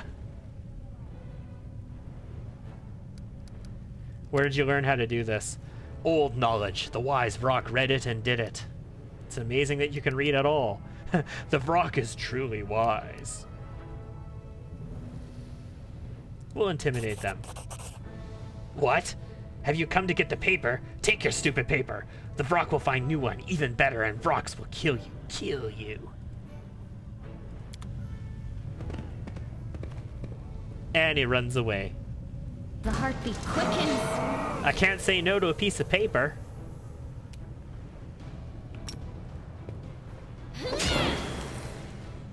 Oh, this one's dead. Let's try this way. Wowzers. He didn't die. I'll hit you. I was expecting him to die right there. He'll probably die to Rue, though. He doesn't have much HP left. Desna, guide my hand. Okay, and now we need to talk to Irabeth about this. Page smeared with blood and soot. The paper is old and is stained black with blood in places. Someone has written over the ancient elven runes in blood. Just one fragment in the corner is readable. Not a portal, but a soft spot in the space of the world. Many gods and demons have the power to open such a rift, but doing this will not be to their liking, so they will leave their quest unanswered. Therefore, one should pronounce the word Ravuk when creating such a rift. It is an ancient and mighty word of power that belongs to a language now forgotten. This word means no name. Mages of the past often wove it into the texts of their incantations to shelter themselves from the anger of those forces disturbed by rights against nature. Have I read all of the old books? No. We ended the session in the Temple of Good Hunt, so if we ended the session in Dresden, I would have gone through and read all the old books. Monk amulet and a shitty ring. That's also a shitty monk amulet. We don't care about it. Jana Aldori. Right here. Ladies and gentlemen, we found ourselves a Jana Aldori. I'll get to you in a second, Jana. That is not far. I just need to loot all of these things first. Ooh. What were these? Arcane Eradication. That sounds fascinating. These gloves grant the wearer a +4 bonus to ranged touch attack rolls and +5 competence bonus on use magic device skill checks. Yes, please. Holy crap, a +4 bonus to range touch attacks? Holy balls, that's unprecedented. That's insane. Does it show it in our martial ability what our range touch attack is? What our touch attack is? Martial. Not ranged attacks, touch attacks. It doesn't show it in here explicitly what our touch attack is.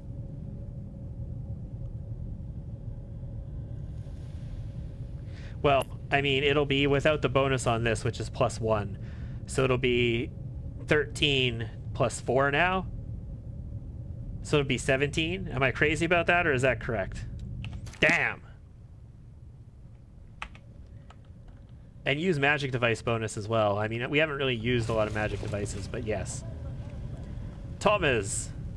Woolard, let's talk to you first. Jana, you can just wait there. You deserted the army and ran away. You can wait. Help! In the name of all the gods. Madness flickering in his eyes. Who are you? Crusaders. Abducted during an exploratory mission. I am Woolard and this is Thomas. Who's the girl in the other cage? It's Jana Aldori. No. They brought her in after. She could barely stand. She was weak from exhaustion. Also, oh my god, look how close these people are to lava. Guys, you cannot stand this close to lava. You certainly cannot be in a cage this close to lava for an extended period of time. I don't think you understand how hot this would be. They haven't touched her. She hasn't talked to us either. They were exploring the gorge in Anevia's orders, and we ran into them. Rocks attacked us, beat us up, and dragged us here. We thought they wanted to eat us. Oh, gods. It'd be better if they had.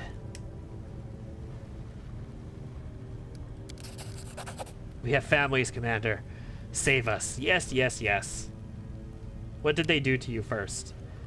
Horrifying rituals.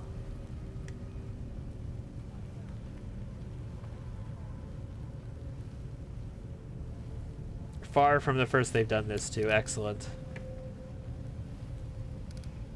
What should we do with you now? Help us or kill us, but don't abandon us like this. The pain is unbearable. Also, you're next to lava. Maybe the clerics can cure us. They've got the Crimson Rage, a demonic pestilence that clouds the mind with unbridled fury. Oh, so now you know all about it, Lan. You know, back in the Shield Maze, you were all like, I don't know what's wrong with them. And now you're like, oh, it's the Crimson Rage. You know? It's just that thing that I've known about all my life.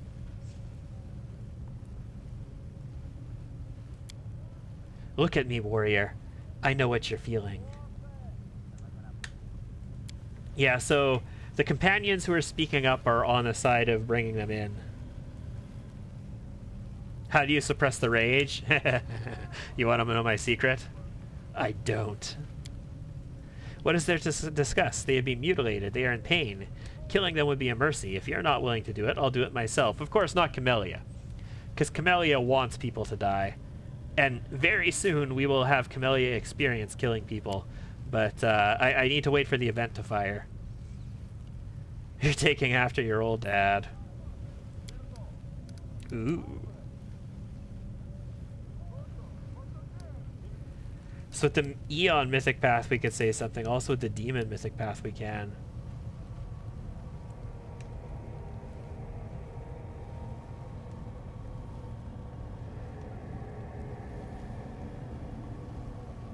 Go to my camp. If the clerics don't cure you, at least they'll take care of you. You rage against the machine until the rage stops. Do we want to send them to the mongrels? I mean, worst case, if they go rampant at the mongrels instead of my clerics.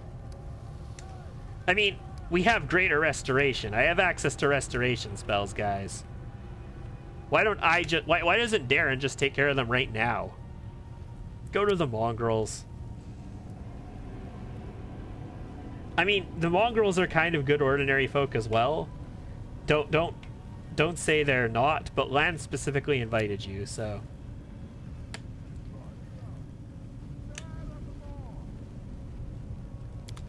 Okay. And Jonna, you, madam, are a deserter. I mean, Voljif was a deserter, and we allowed him back into our army, but that's like, you know, we're chaotic. We're a track star. We're supposed to be chaotic, so I'm okay with it. I'm not going to execute you for deserting, but still.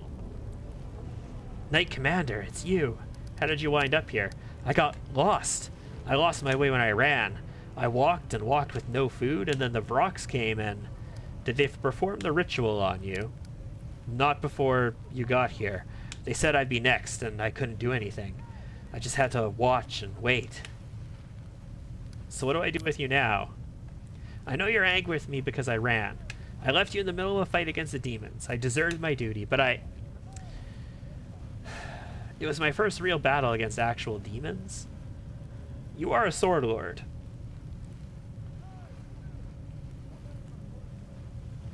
You were going to prison for desertion. Fuck no. Go back to your people. If this was a lawful playthrough, yes, I'd send her to prison or I would just execute her. Honestly, I would execute her. If this was a lawful playthrough, I would execute the deserter. I would not send them to prison. But this is not, so.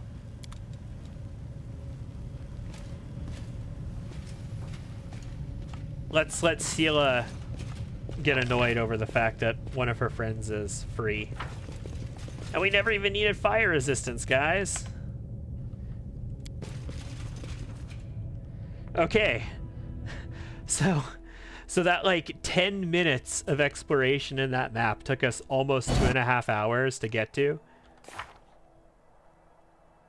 And we can tell Erebeth about the victory now. Okay, I like it. Tarendalev's lair. I'm pretty damn close to that already. Blackwater is probably, we're going to do that after the Ivory Sanctum, probably. Blackwater and Ivory Sanctum are usually like the two last things you do in this before you get sent to the last dungeon, which we haven't actually revealed yet. We need an event to fire in our council chambers before we can do that one. We're already preparing for this. I just need the thing to end for it.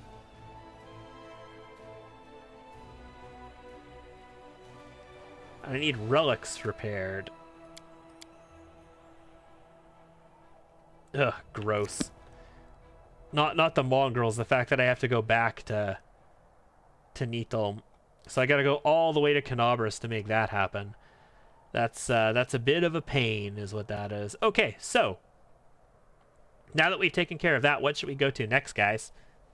Should we check out Ashen Grotto? Just, you know, go there for the sake of going there? What we could do is try and pick up all the tablets that we need for the Heart of the Mystery, Core of the Riddle, all three of the locations that I have to go to as part of that. I just don't know what locations all of those tablets are at. That's the problem. So I think we will take the time to maybe go to Ashen Grotto.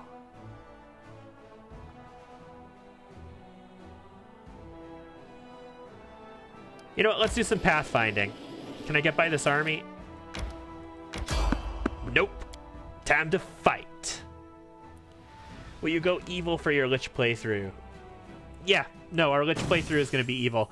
The Lich is lawful evil. Like, you have to adhere to lawful evil in order to stay a Lich proper. So, we will definitely be evil for that. I want to kill the Nabasu. I don't want to get vampiric touched. This will hurt. Let me draw the first blood. Not even going to check initiative on this one. Let's just fight. Okay, so there's a Huntress over there. Yeah, get up here and establish a flank. So that outflank will be active.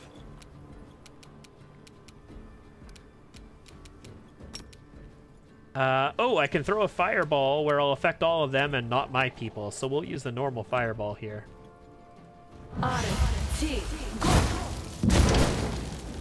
Very good. Rue. Make your peace. I still don't know what I want to do for the Lich. I'm thinking, because a Lich is a spellcaster. It's not necessarily a necromancer. It's not necessarily a holy caster. I'm thinking I want to do a sorcerer for the Lich run. So maybe a Sylvan sorcerer with a pet, and then we get another pet, like we get our undead pets and all that stuff. A calculated risk. Or maybe a sage sorcerer, or just a normal sorcerer. I don't know. But I'm thinking we probably do sorcerer for it. The spirits demand your blood. Nice job, Camellia. That was incredibly well done. We got our teamwork feat. Our teamwork feat triggered there because of that first hit. Fireball and controlled fireball. Controlled fireball is shit, but we got it anyway. So fireball is a level 3 spell, and it hits everything in its burst. For 1d6 points of damage, up to a maximum of 1d10. So it's 1d6 per caster level, up to a maximum of 1d10. Our caster level is 12, so we're doing the maximum possible damage with the fireball right now, 10d6. The only thing we could do right now is maximize it. If we maximized it, then we would always get like the maximum roll on every one of those 10d6. So in that case, we would get 10 times 6, and our fireball would do 60 damage every time. Controlled fireball is the exact same. It's literally, it functions as fireball, except you control the damage, so it doesn't affect your allies. It only deals damage to the enemies. But it's a level 4 spell instead of a level 3 spell. So you need level 4 spell slots for it. But it still only does a maximum of 10d6 damage, because it's exactly like a fireball. So it's a higher level spell, but it's not more powerful than fireball. It just controls itself. There's a meta magic feat that allows you to make fireball selective damage, and that's essentially the exact same as a controlled fireball. Normally, you want to start using things like Dragon's Breath if you can, because Dragon's Breath goes up to 12d6 instead of 10. Or Cone of Cold at the next level past that, which goes up to 15d6. Even better yet. Speaking of which, can I...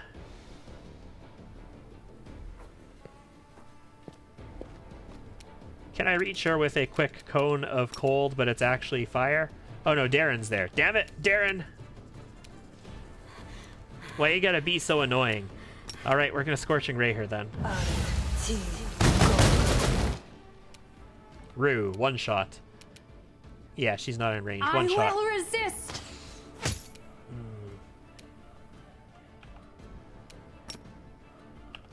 No charge, so just get in range to threaten her.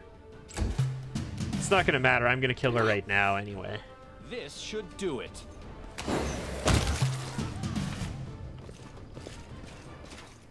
Yeah, controlled fireball is kind of shit, and especially if you're playing a sorcerer where you have a limited number of spells available to you, you might want to skip it.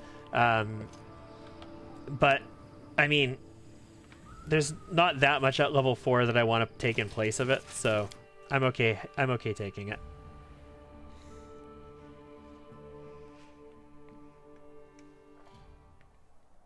Not to mention, you don't usually want to take the selective feat versus something like Empower or Maximize, or if you're shooting Scorching Rays, the Bolster is pretty good too.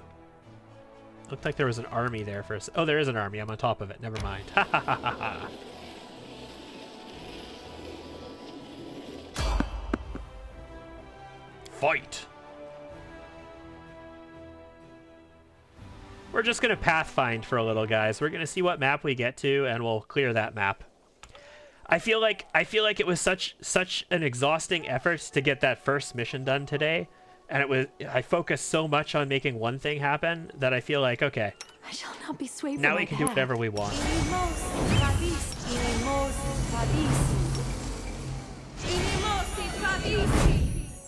Smile.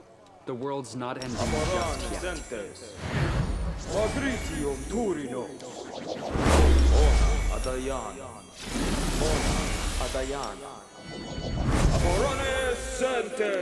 yet. We are so buffed right now. You know what? This war must end. Let's see some invisible things as well. There we go. Random encounter, you know, just a random fight on a map. It's either us or Ooh. them. I didn't surprise them. Is this still a surprise round or no? No, not a surprise round. Okay.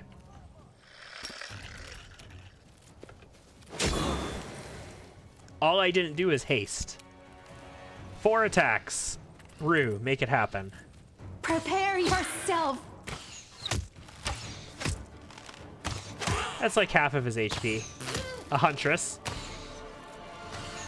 Maybe I should have protected against electricity. I think this guy's the most important guy to get down right now. Let's try this way. Nice. And I am actually prepared to move you forward as well. You're in range for this Huntress to attack you, but I think you'll be peachy. Too far for a Vital Strike, not too far for a charge. Ooh, Giblets, nice. 86 and 24 divine damage follow-up. Oh, barely out of range. God, when you're wearing all mithril stuff, you can run so far. It's nuts. You won't stop us. On the downside, now that he's between Camellia and the target, though, I don't think Camellia can charge. She can. Okay, cool. Nice. Desna, guide my hand. I didn't think that would be the case. Shooting against Camellia? Good luck. Has point blank master, though. This will hurt. Otherwise, I would have gotten attacks of opportunity on her there. That's it. I know the way. That's it. We've got like every 24-hour buff on us, though, so we should be okay. We can explore for a little more. We can rest for like 9 hours and then keep exploring even longer, and we'll still have our buffs on. I really like that. Let's do a little Pathfinder down through here. Random encounter. Fight.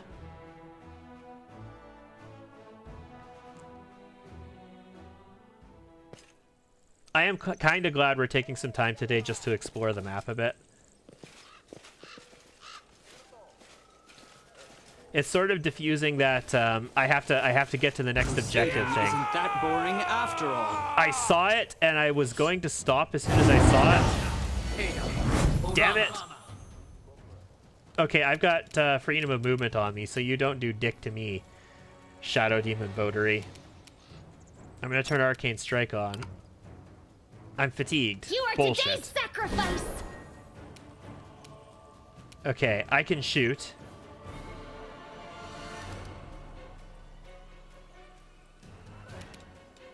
I have Phantasmal Web on me, and I'm fatigued, but I can shoot. And, I mean, I could maybe get lucky. A calculated risk. Nope, we hit a mirror image. We knew that was going to happen, though. These votaries, though, wow, they're tough. This is actually a good little ambush of theirs, especially with this dude. If he starts negative leveling me, this could be bad. Like, I can't move on everybody to get away from this guy now because some of my people are prevented from doing that.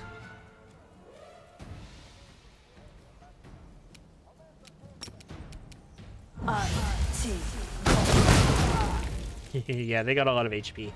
I maybe should have gone for the Shadow Demon instead. I mean, Rue is frozen. She doesn't have Point Blank Master. So if she shoots, she's going to get attack of opportunity.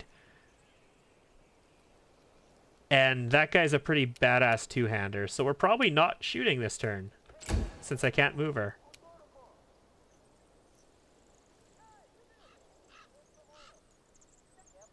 Just attack. I'll make short work of this. I'm surprised you hit. Lan can't move either, but oh boy, sir, you are not in the best way. He's using his base attack for this, though. He's not using Vital Strike. Vital Strike this clown. There you go. You may have a lot of HP, but Lan has a Fauchard, and he knows how to use it. These archers are the least threat here. They could plink me, and they could actually be effective, but... 1 wisdom damage to Camellia. This is Phantasmal Putrefaction. Lan is immune to it. Does 0 to Lort, even though I failed to save. 0 to Ember. Ember failed to save. And Darren succeeded his save. Go for their hearts! Yeah, hit some of those mirror images. Get them out of the way. And then all that I can do, like, they're out of range. I can't shoot them. And I can't move to get into range of them because I'm spelled. So just try and one-shot the clown. This should do it. Concealment, of course.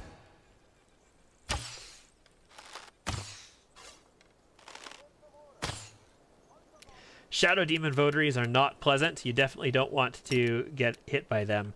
Let's hit him with something that doesn't have an attack roll so that it'll hit his... it'll hit him. It'll do damage, essentially.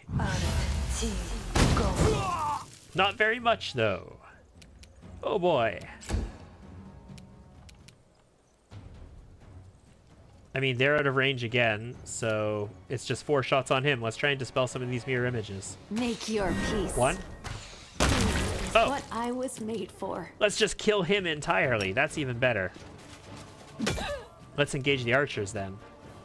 Lan can't do shit.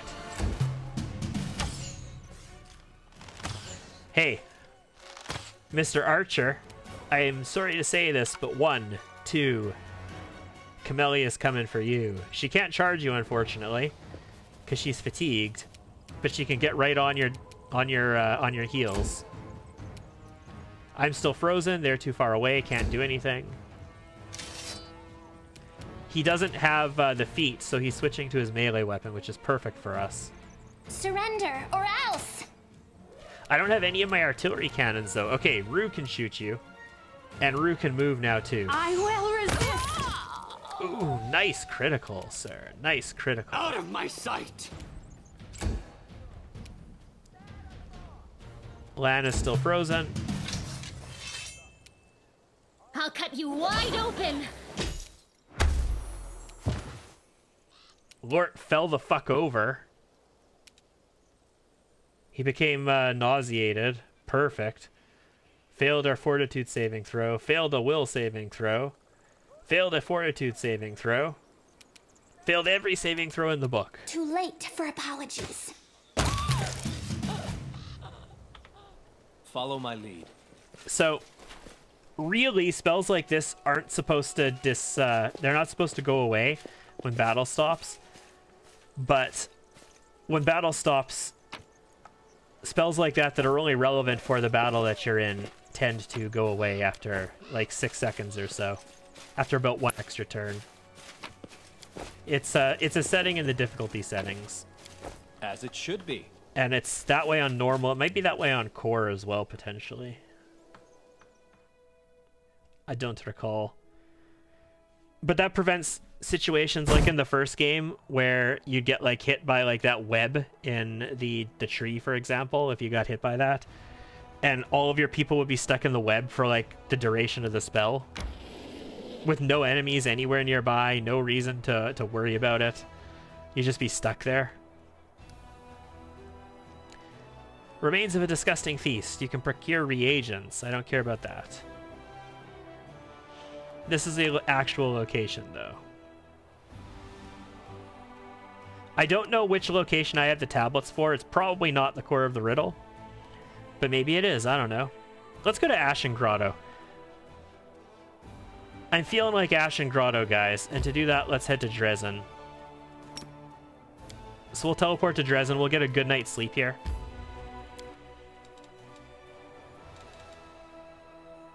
We're waiting on that still. Oh, and we can tell Erebeth about the results as well. And if there's any other crusade activity, we can take care of the crusade activity. We got a lot of exploring to do down in the southwest, though, so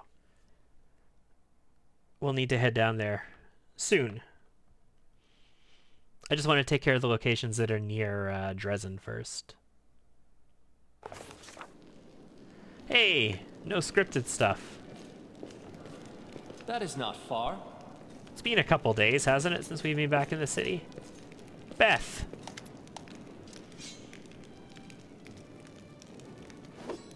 Yeah, I mean, thank you. I found out how the demons snuck up on us. It won't happen again. We no longer need to fear surprise attack. But news of what the demons did to their prisoners has spread through the ranks. Their fate is truly horrible. You did the wise thing in sending them to the mongrels. I hope they'll be able to find at least some semblance of normal life. Sweet. I'll go ahead. We're gonna get a good night's sleep, take care of any corruption we happen to have, and we'll head out to Ashen Grotto. I should probably sell, but I think we're gonna wait to sell until next time. We won't be overloaded once we have our party with us.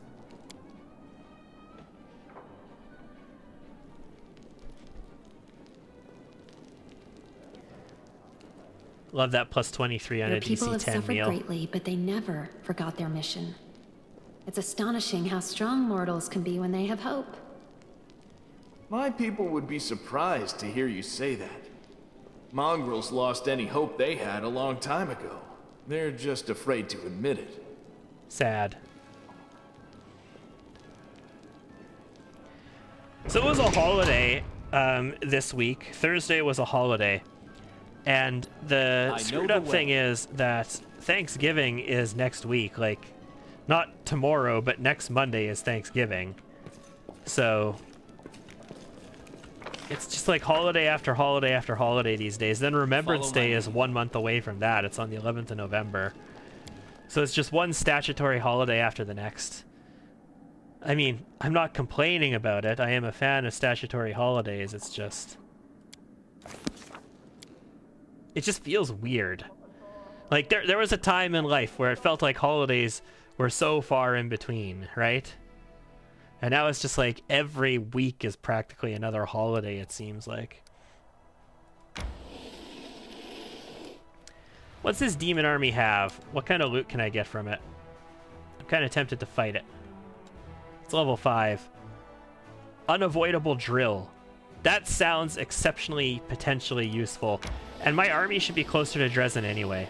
So let's start moving the army back north. Probably a mistake going this way, but whatever. And we'll start working towards this demon army over here with it. It's an army operating very close to Dresden. So are these. They need to be wiped out.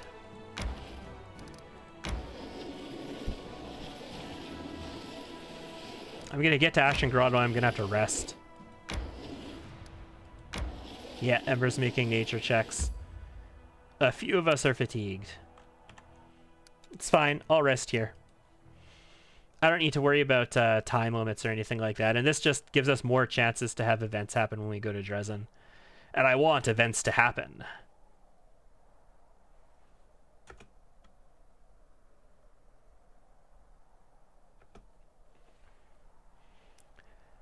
Voice-acted chit-chat would be nicer. That's all I gotta say. Ooh, demon armies are moving. There's demon armies on the move. So it's a good thing we're moving our army back towards Dresden here. We can operate close to this general neighborhood. We should be okay. I don't want to have to create a second army, guys. I want to be able to get my experience on my main army. Eventually, I probably will, though. Ashen Grotto. Let's do it. I don't have a quest here, do I? No. Whoever resides here only interrupt their gruesome feast to go hunting for more fresh meat.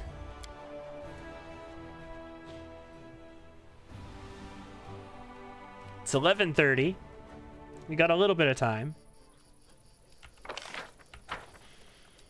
The struggles never cease. The pleasantries.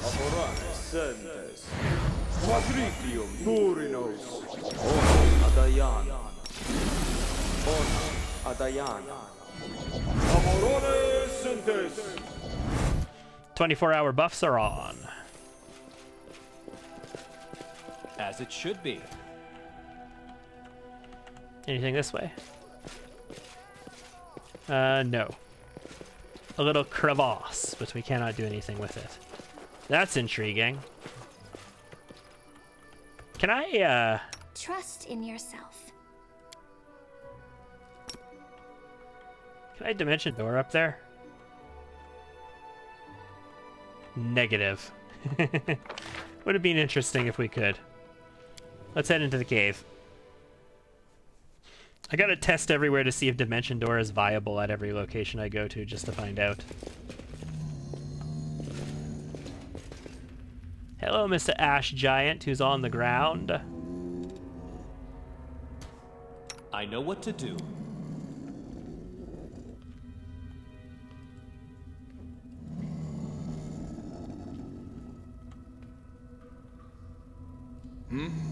No mistakes. Damn right, no mistakes. I can coup de grace him, guys. Here's the thing, right? I haven't been using it. As a full round action, you can use a melee weapon to deliver a coup de grace to a helpless opponent. You automatically hit and score a critical hit.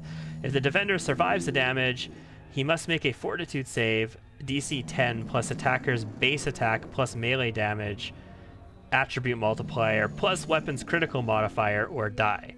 So even if he survives the hit, he has to make a save on fortitude or die. If he doesn't survive the hit, he just dies. You shouldn't do it in battle because it triggers attacks of opportunity from enemies around you.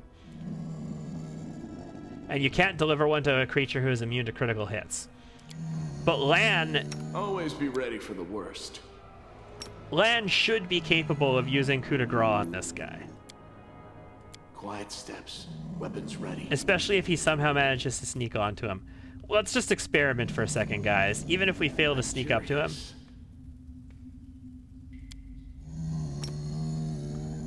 He should be totally helpless. This is not how it works.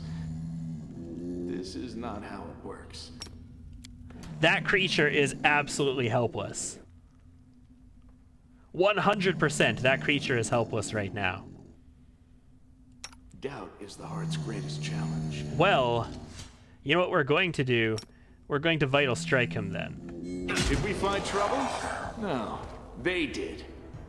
Your performance is lacking. You are lacking. So I did 124 damage to him, and then by standing up, he triggered an attack of opportunity. And when he stood up, I did another 82 damage to him.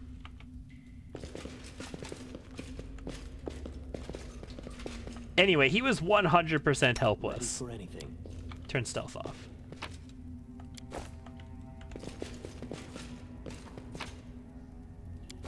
Loot.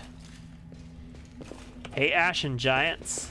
Let the duel commence. Oh, that's a swarm.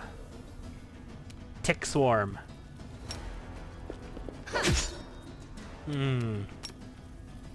Oh, charge bug.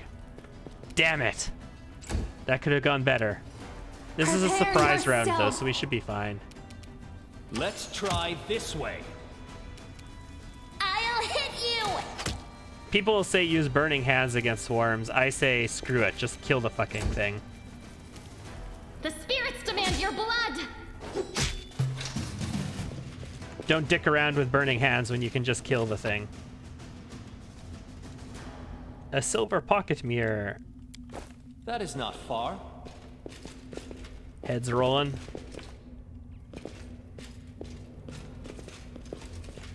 I will fight!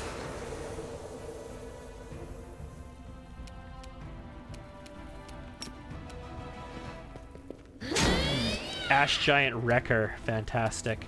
I am tempted to just fireball this guy, but if I fireball them, I hit 2 targets. So let's kill this with other people. This will hurt. Yeah, we're almost killed it. Let's move up into the middle of the room. Hey, another Ash Giant. No ability. Okay, it didn't attack me. No ability damage to Camellia, please. Also, he just went to the worst place possible for him because I am about to fireball everything over here. Taking out the tick swarm while we're at it. Oh, this is gonna hurt. Alright, that didn't hurt as bad as it could have. This is Thraz, the Spine Breaker. He's the boss. I guess you can call him a boss, I suppose. We'll take our 4 attacks. Guide my hand. He's not in vital strike range, but I can charge him, so we'll do that. Still pretty potent. And they're rolling against 20 on Camellia, which is perfectly fine. I'm satisfied with that. Darren, get in here, get your outflank on this guy, and also, I don't need you to attack him. What I'm going to have you do is channel while you're here. Tops me off, which is great. You are today's sacrifice. And I'm going to take 5, move away, and shoot him. Calculated risk. Nice. Ember, you could probably clean these guys up, but let's use a burning arc. This won't kill them both. You might kill this one. Nope. Not really the greatest damage at all. But Rue will probably kill this one and maybe has a chance at this one. Make your peace. Nope, miss.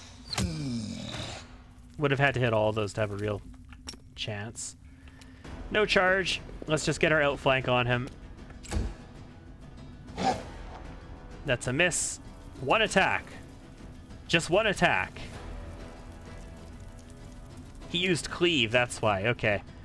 Like, doesn't he get 3 attacks if he doesn't use cleave?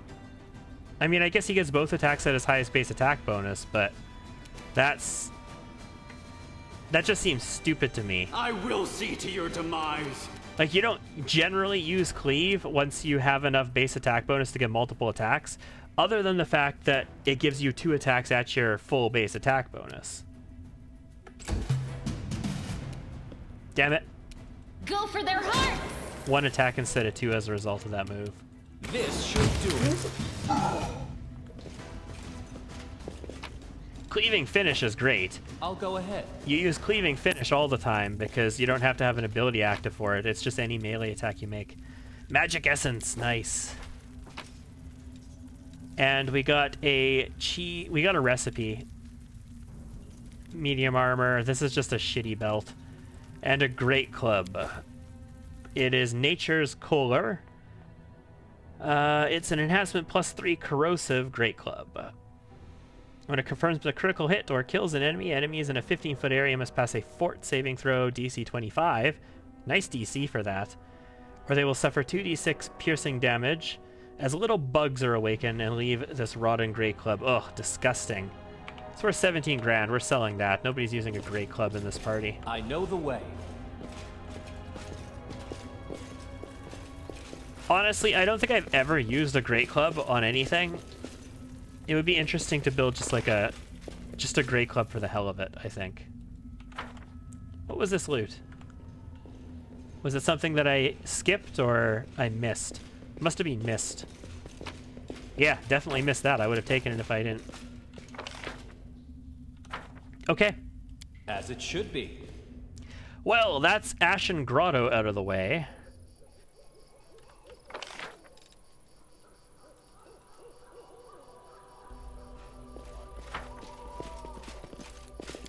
Is my teleporter up yet, or is it not? If the teleporter's up, we're going to head to Dresden.